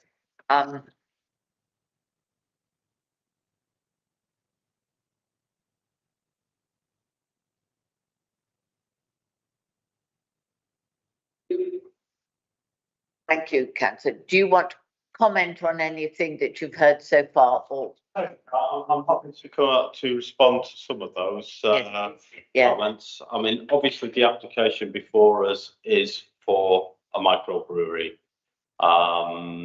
It doesn't relate to any other buildings on the site. It doesn't relate to an expansion. It is for 260 square meters, replacing the existing building. The 6 parking spaces, whilst we don't have specific parking standards, typically for a use of this type, there would need to be 1 space per 45 square meters. And if we do the math, 45 into 2 signal part thereof gives you 6 parking spaces. And therefore, that is why we have the 6 parking spaces being proposed. It's to meet typical parking standards for units of that size. The external seating area is a legacy from the original application when there were other facilities. And yes, there is a license. This property or this site has been given a license, but you need both a license and planning permission to be able to have those facilities. What we're saying to you as officers is, having taken into account the context of this site, the location of the site, the narrowness of Peaceful Lane, it's not appropriate to have significant number of traffic movements along it or an intensification of use and activity. But in terms of the policies that in the local plan and the neighbourhood plan, and these mirror those in the NPPF, they do allow for employment uses in the countryside. They do allow for the replacement of buildings. And we have the control and the conditions to ensure that it is done in a manner which mitigates against potential loss. What I would say, listening to the discussion and the debate, I think there's probably a requirement for a further condition. I think that condition should relate to a servicing and deliveries condition, so that the applicant is offered on the plan that was referred to by Councillor Legg how the site would operate. That's on the plan. The planning recommendation is at the moment in accordance with those plans, but in order to be enforceable, I think it's probably right that a delivery and servicing plan needs to be a condition, and so I would put that as an update to the report and suggest that that be imposed. I don't think we need a condition relating to taking away permitted development rights. I'm not sure what permitted development rights, to be honest, this particular building would have. In terms of the Parish Council's comments, I recognise the way in which the local people use this lane. It's not a right of way in that sense, but specifically for, it's not a bridle way, it's not a footpath, it's a classified road, it's a D road, it's a minor road with its limitations. And so you would expect some level of activity associated with a use along there to be acceptable. I apologise if comments haven't been uploaded to the file. The ones I have seen are on the file. The lack of the assessment on noise and smells, I think it is partly in the report.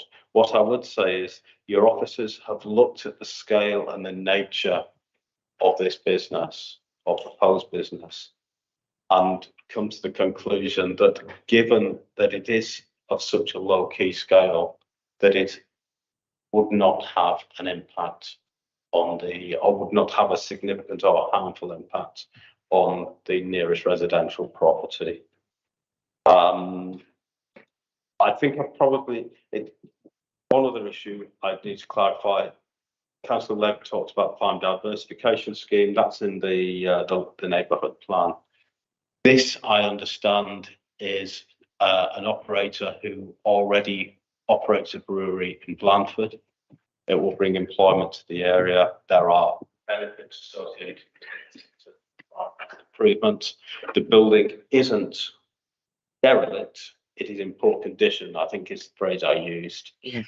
When I was on site, I saw no sign of activity of use of that existing building, and that's why I phrased it in the report I have. That's helpful. Can I just say, it was queried by Councillor Legg whether you would consider this to be a substantial and permanent building? Presumably you do. Yes. Yes. And that is in the report, Chair. That's lovely. Thank you. Permanence. Yes. Yes. You've answered the question about permitted development rights, but I also made a note about conditioning working hours. Now you're talking about an extra condition about the so that there would be a service and delivery plan, which presumably that condition would say there is a service and delivery plan to be agreed by you. Is that what you're proposing? Yeah, right. Have we conditioned working hours? No, we haven't. Now, well, you have a brewery process is an ongoing process, and that is a 24-hour process. So you have a distinction between brewing process that is going on and a separate element of people needing to be on the site. Now, the applicant has indicated that people will be present on the site between certain hours. Now, if you are concerned that activity needs to be contained within those hours, then that is a reasonable planning tool to use. Your officers believe this is a nature and scale of business that we don't need that condition. That's answered my question. Thank you. It's not your view that we need to condition the hours of work.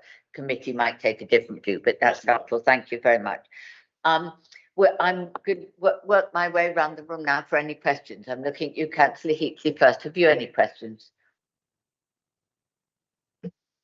I haven't got a question, Chair, but I'm a member of licensing committee, and something I'd like to say about that. Yes. I'm a member of our licensing committee, but I'm not on the subcommittee that gave this license. I know nothing about this license. It is quite common to have licensing and planning conditions that are apparently contradictory. The reason is they're simply applying different law. In this case, I would guess what has happened is that the licensing committee simply is not allowed to look at traffic implications.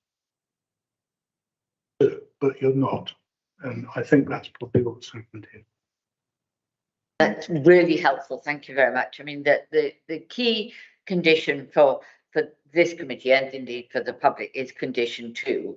And that's the one to bear in mind that no license that might be given to this site overrides our condition 2 that says that no additional ancillary facilities or activities, including tap room, bar, public visits and retail sales shall take place from the site. So that overrides their license. I think that I have that correct, haven't I, Hannah? Yes, good. Thank you. Councillor Rideout, questions? Thank you, Chairman. Linda Rideout, Gillingham Ward. Most of my questions been answered, but it's one other question about the actual building. I noticed the ridge height's 1.5 metres above the existing. Steel cladding. Can I ask what colour? Because it's against that backdrop of the trees. I would have thought a darker colour. Yes, Chair. Thank you, Councillor. The roof material will be a dark green. Give that. I would just like to say, I think a condition for the servicing and delivery would be good, the servicing delivery plan. What are the proposed out trips? You said about a transit van coming in I'll once. put my glasses on to read that, remind myself. Delivering product out twice a week, all year round. Thank you. Yeah.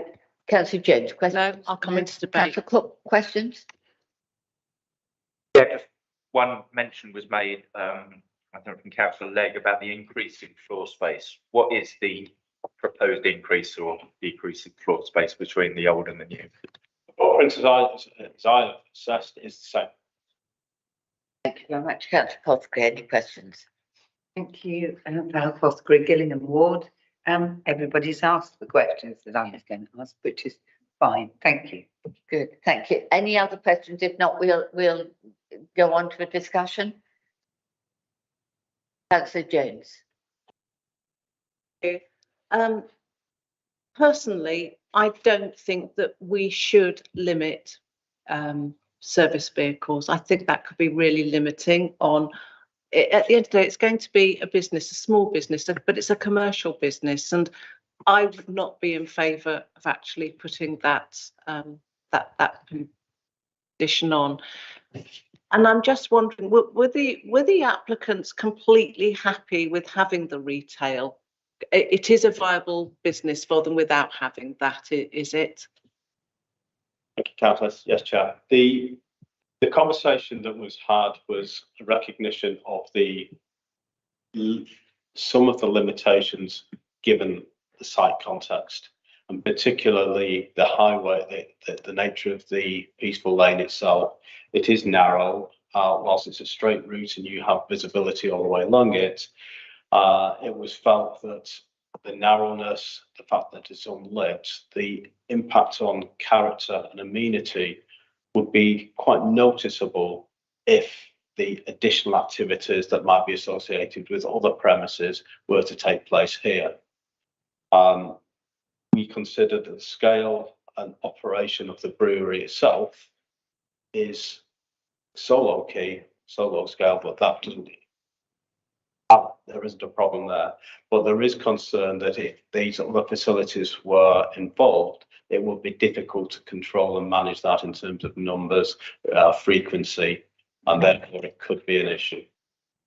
Okay, no, thank you. I appreciate that.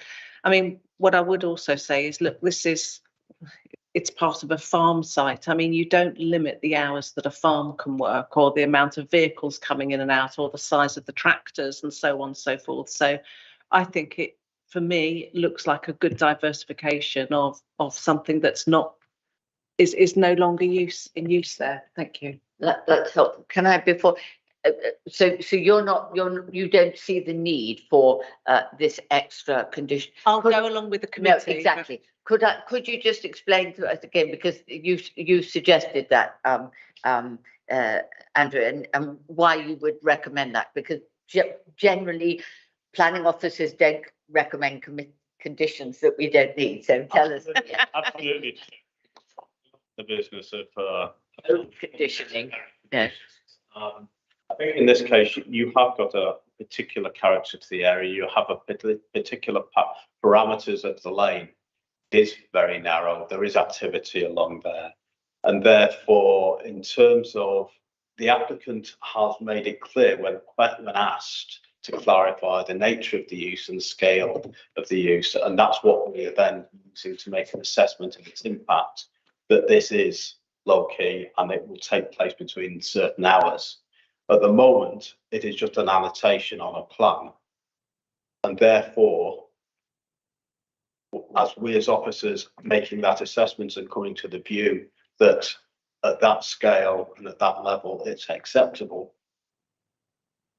the way to ensure that it is managed appropriately is to impose the condition.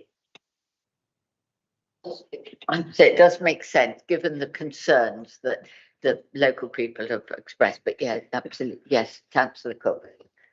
Yeah, thank you, Chairman. I think possibly the more permanent possible impact would be the actual ongoing nature of the business. And I don't think, I don't know what microbreweries smell like, sound like, but I can't see.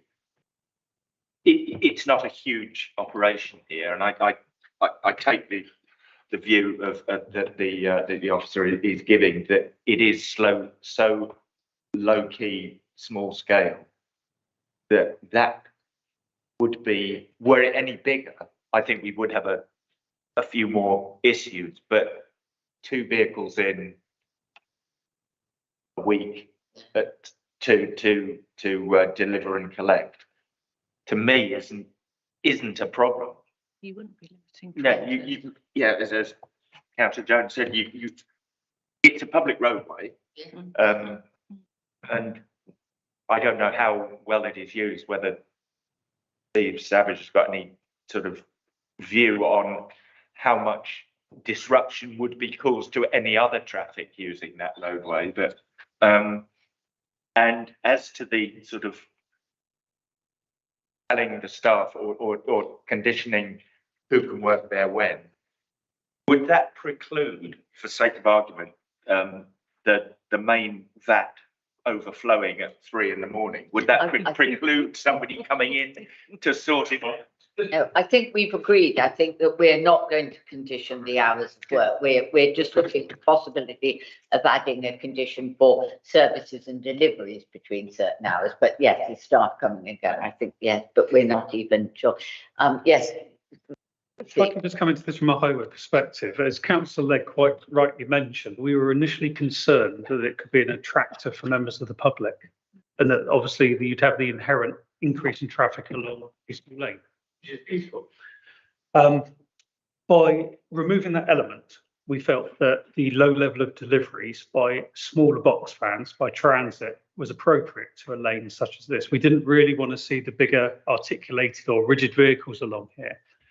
And allowing for the low numbers of deliveries and obviously vehicles going out, we felt that that was appropriate, that we could actually support it. It didn't tick the severe box in terms of the framework of the NPPF.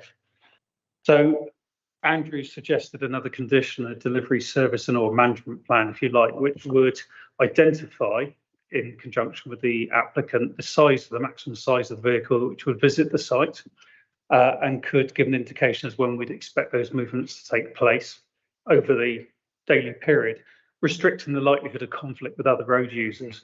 But it isn't a busy lane by any stretch of the imagination by cars. It is used as a shortcut, but it is also well used, as the parish said, by walkers, horse riders. So we've got to take all road users into account here. What can we do to facilitate this business which would have a minimal impact? And we feel that these type of vehicles, low frequency movements, and an element of control is what's appropriate here. Very helpful, thank you. Does anyone have anything? I mean, we're a new point anyone wants to make, or are we comfortable with this? Is anyone? I'm looking for a proposal. Thank you. Is that are you proposing? Yes, Chairman. Doug Gilliam Ward. I'm proposing, because I think this is a really good scheme, but with the condition, as Andrew suggested, I think especially to limit the size of vehicles entering and exiting the site. So I'm happy to propose. Thank you. Will you want to second it, Councillor, possibly? Thank you very much. I think this is a smashing idea, actually. I'd like to see, diversification, small businesses in the rural areas. It's the lifeblood, these small businesses. It means 2 people don't have to get in their car, Yeovil or Blandford or whatever. I think it's smashing, and I'm very pleased to second this proposal. Thank you. With the extra condition. Yes. Yes, thank you. We've had a. Yes, and can I just check that you're happy to delegate the precise wording of this extra condition to officers? I think we've had a fair outline of what it's going to cover. Yes, that's lovely. Thank you. I think we're ready to put this to a vote. All those in favour of this agreeing this application according to the recommendations here from the officers, with the extra condition delegated to officers to refine the wording. All those in favour? Any against? That's lovely. Thank you very much. That's done. Thank you very much. Do we need another comfort break or can we move swiftly on? We can move swiftly on. Thank you very much. Agenda item 8 then. This is for Fairfield car park in Fairfield Road in Dorchester. A space well known to us all, I'm sure, when we parked there for council business.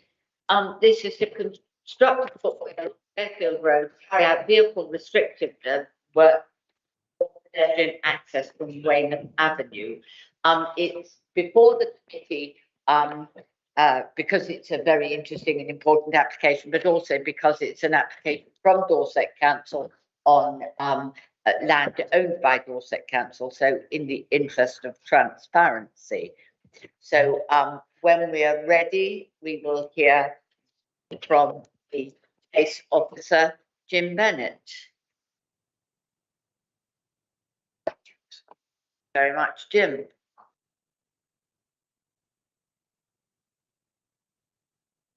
Chair, the application's before you. That's the interest of transparency is it's the applications of Dorset Council application. So according to our committee procedure on determination of council applications. So the application relates to Fairfield car park in Dorchester. Red line indicates the portions of the site that are affected by the application. Now, what is being proposed is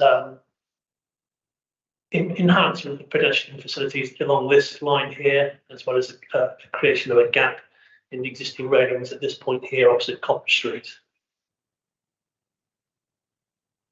Simply the reproduction of the previous slide over an OS base map.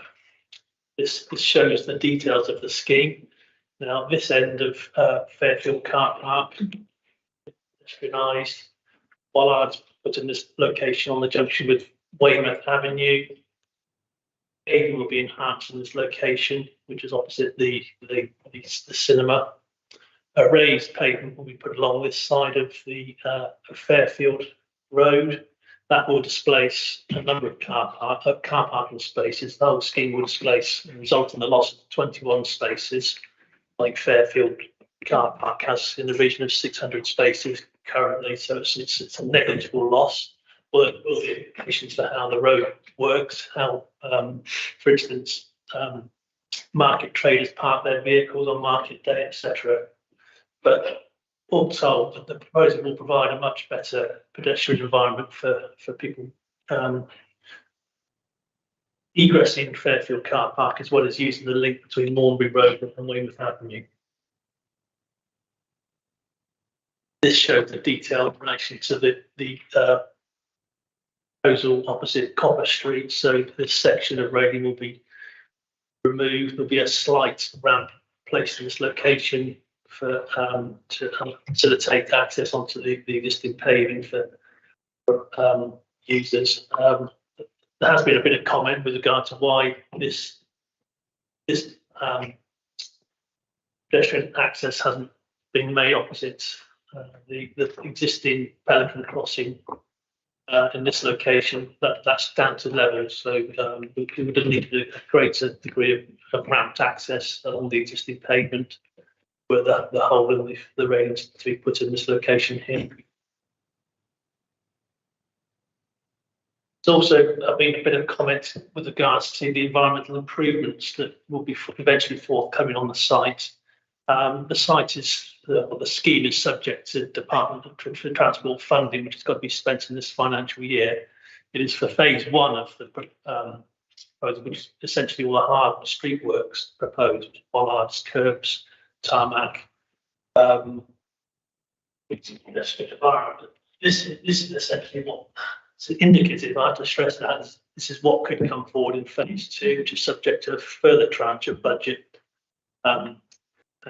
or financial grants. So it could incorporate a tree-lined square essentially around the pedestrian area, as well as hard landscaping features such as benches, and I believe the existing horse trough will form part of the scheme. But this has got to be firmed up with other consultees, including Dorchester Town Council, who I also believe are involved in the potentially financing phase 2. There are conditions attached to the proposal which requires details of landscaping and biodiversity to be submitted within 2 years of this scheme being approved. So that will follow.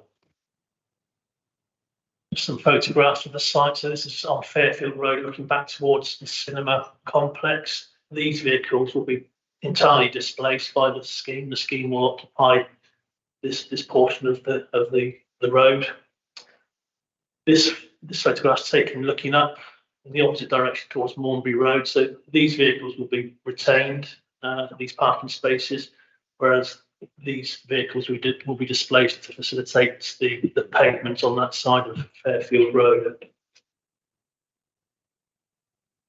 This shows egress onto Mornbury Road, and this shows the point at which the railings will be removed, one section of railing removed, and a ramped access down to the pavement at the onto Weymouth Avenue to enhance permeability of the car park. It's quite difficult to negotiate a car park currently, as there's only essentially 2 or 3 points of egress, so there's provided further points of egress from the car park.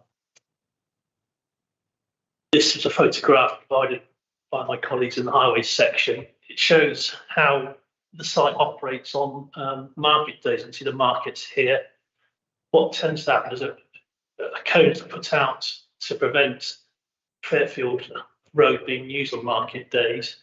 These tend to be displaced by people who wanted to egress onto Weymouth Avenue, which causes some problems. You can see the problems with vulnerable users of this area, elderly people, young children. I've got to try and negotiate this road, which is partly the reason for this application. There have been injury accidents on Fairfield Road caused by vehicles and pedestrians.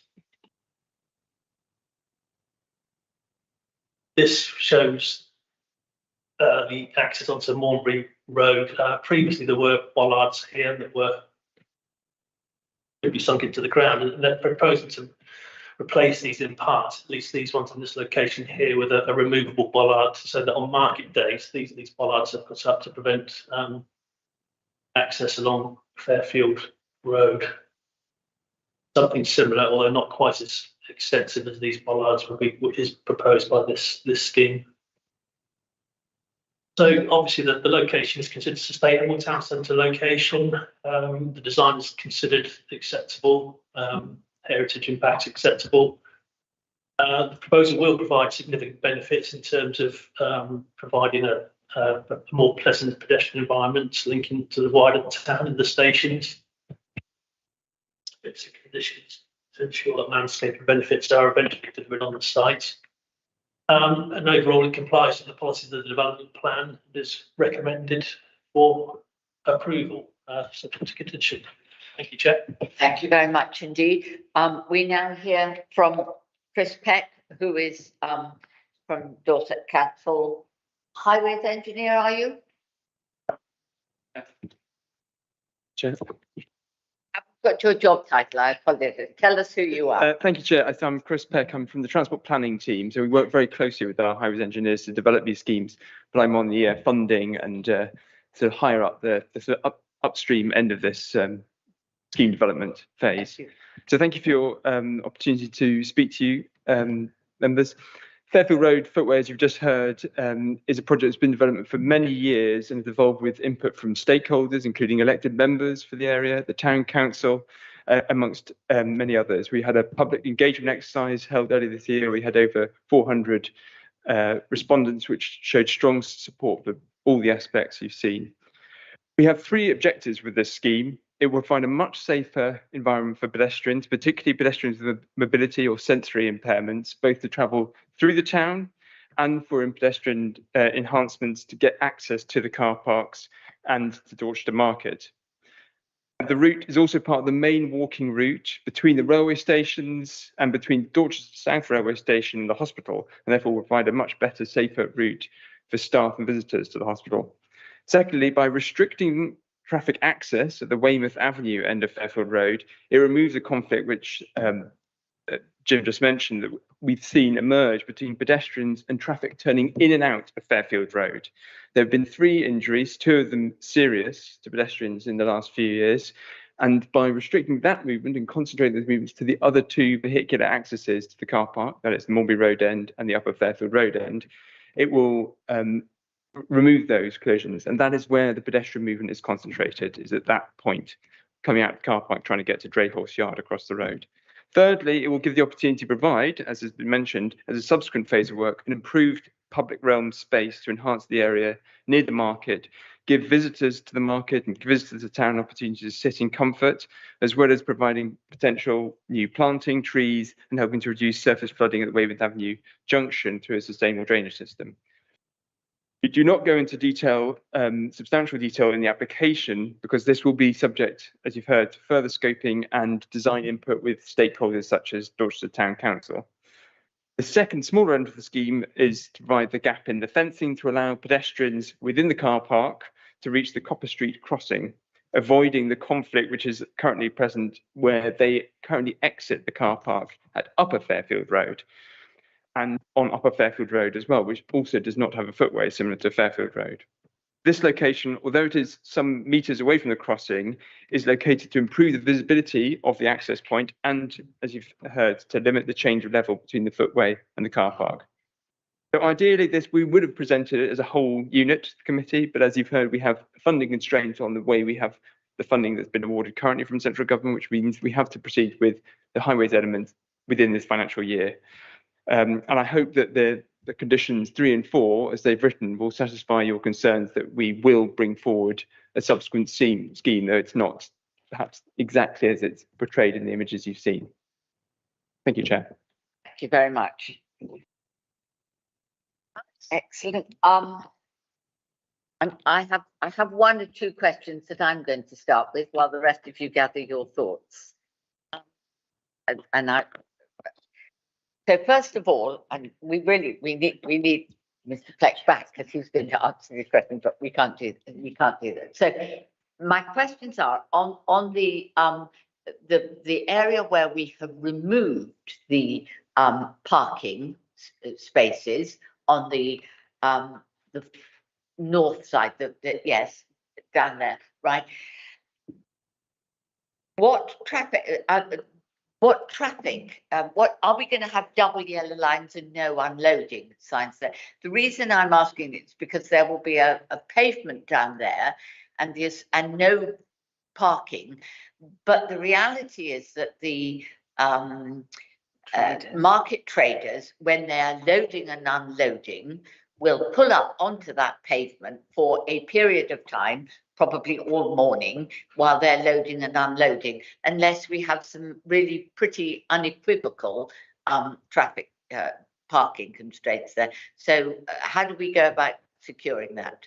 We're just the planning committee. Yes, this was an issue that was raised at the briefing the other day. So the yellow lines here are in fact double yellow lines. So that'll have to be at least during market days or any days, in fact. Obviously, the pressure is going to be greater on market days, but your wardens will have to be made available to move vans on, because with the pedestrian, obviously parking on pavement is a bit of an issue in the national press and that these days anyway. So parking on pavements, particularly providing a line, defined line to enhance permeability, will be discouraged through the double yellow lining at that location, as well as on both sides of Mulberry Road. So though that's the extent of the double yellow lining, this area here won't be accessible at all to vehicles. So yeah, it's going to be a question of enforcing that parking is done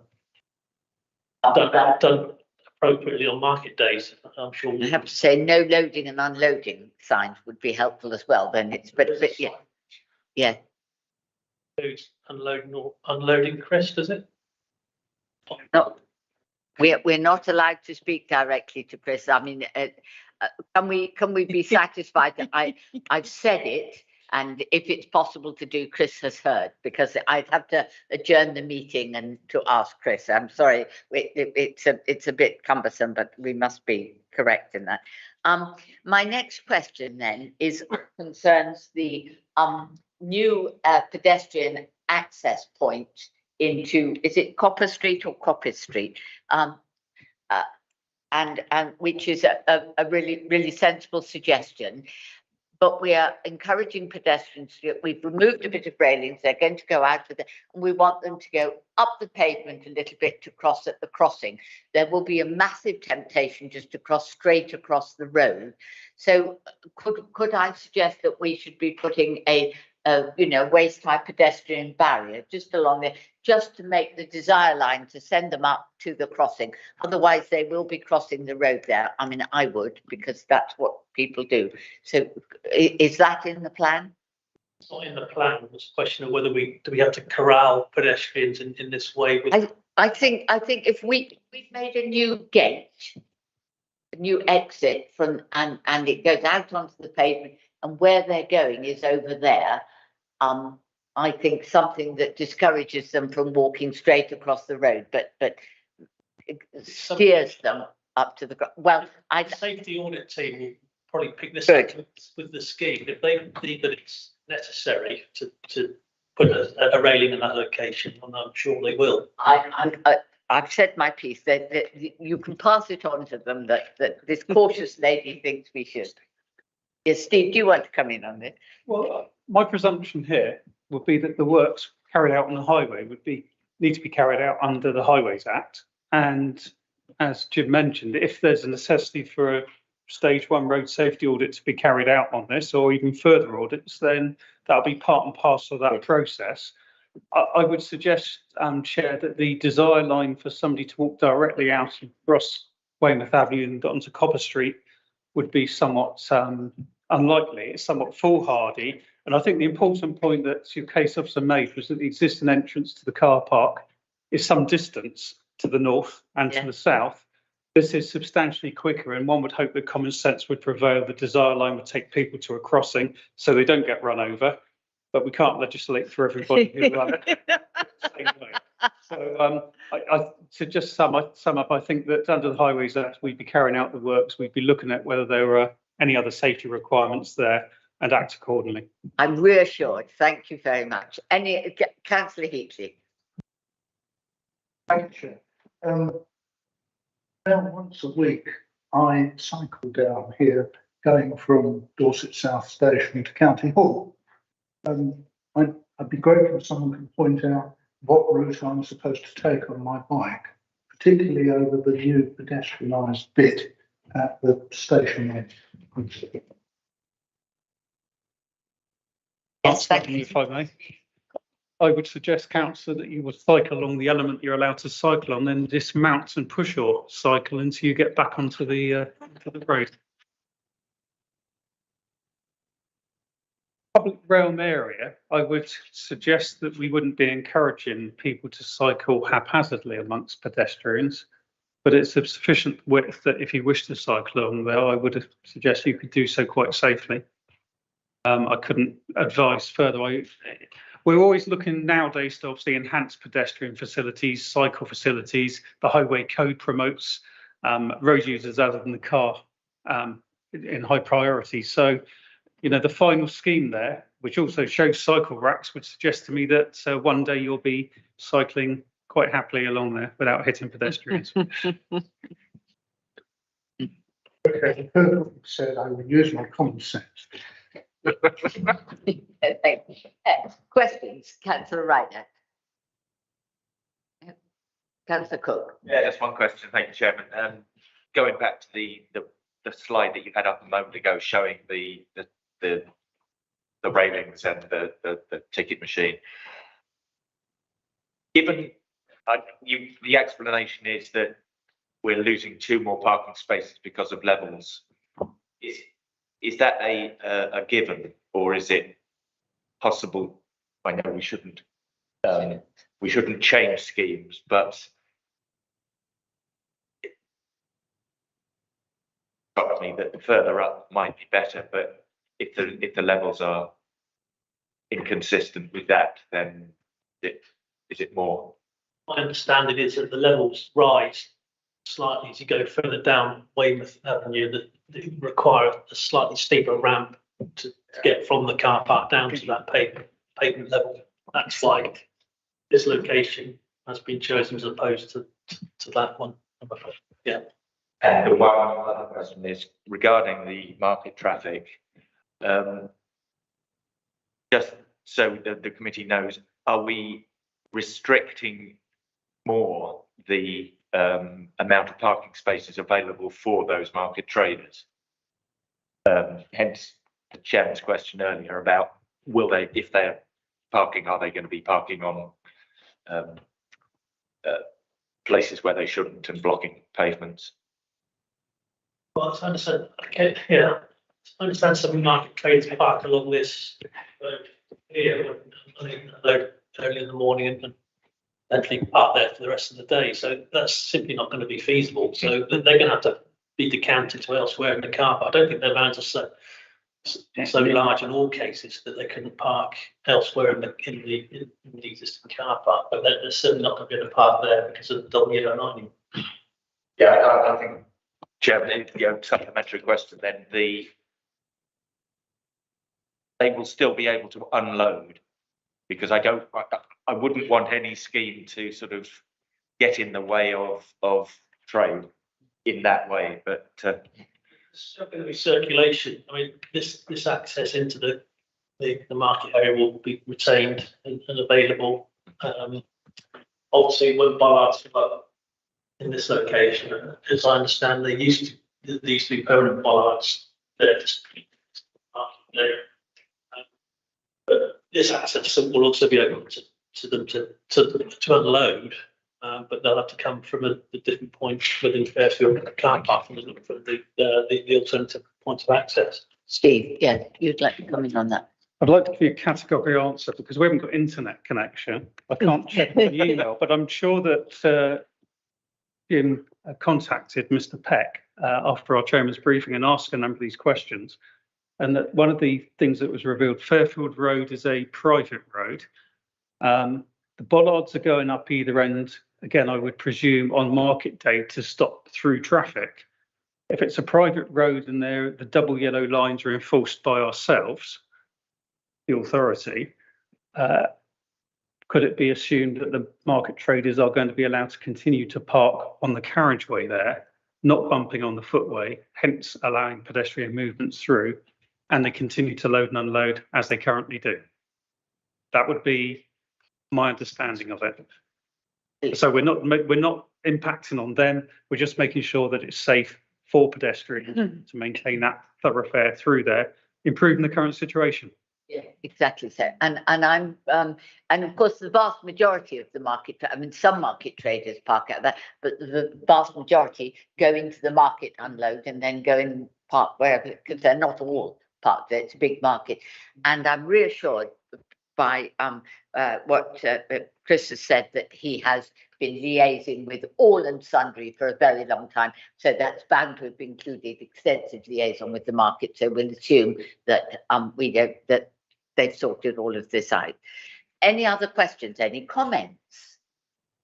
Sorry. Yes, Councillor. That was going to be my, could we have reassurance that market traders have been consulted? It would be a dreadful shame if they wandered off. It's very much part of our county towns offer. People come from all over when they're on holiday to go to that market. So it's really important that they are consulted and they feel that. Yes, can we have that reassurance? I'm sure we can. Myself, I didn't undertake the market consultation, but understand that my colleagues have done, and they will continue to do so following approval of this application, should it be approved. Good. I'm seeing nodding, seeing nods from the other part of the room. So we have heard assurance from Chris that there's been extensive consultation. The main people that will concern is Dorchester Town Council and the market. So I think we can consider ourselves reassured on that subject. I mean, I think the point is very well made that we wouldn't want to say yes to anything that's subsequently going to not work for the market traders, but that's not what we're being offered. I think this is a terrific scheme. I think it will be even nicer when we see the landscaping that goes with it, but that's coming later. We understand why, but this is a nice enhancement to Dorchester and to make it all easier for pedestrians to use. And I think it's highly commendable. So yes. Yeah. I'm happy to propose, and good luck with the second round of the funding. Let's just do it. Absolutely. So that's what Councillor Cook, you Yeah, seconding? I'm happy to second it. Yeah, give Yeah. those assurance. Absolutely. Right, can we, all those in favour? Any against? Any abstentions? No, that's done. Thank you very much indeed. And I'm happy to say we have no urgent business and no whatever it is matters. No thingies. We've got no thingies. Yes. So that brings the meeting to a close at 4:35. So thank you very much. That might be a record for us. 4:25. Oh, right. 4:25. Oh, even That better. even is a record for us. Good. Thank you very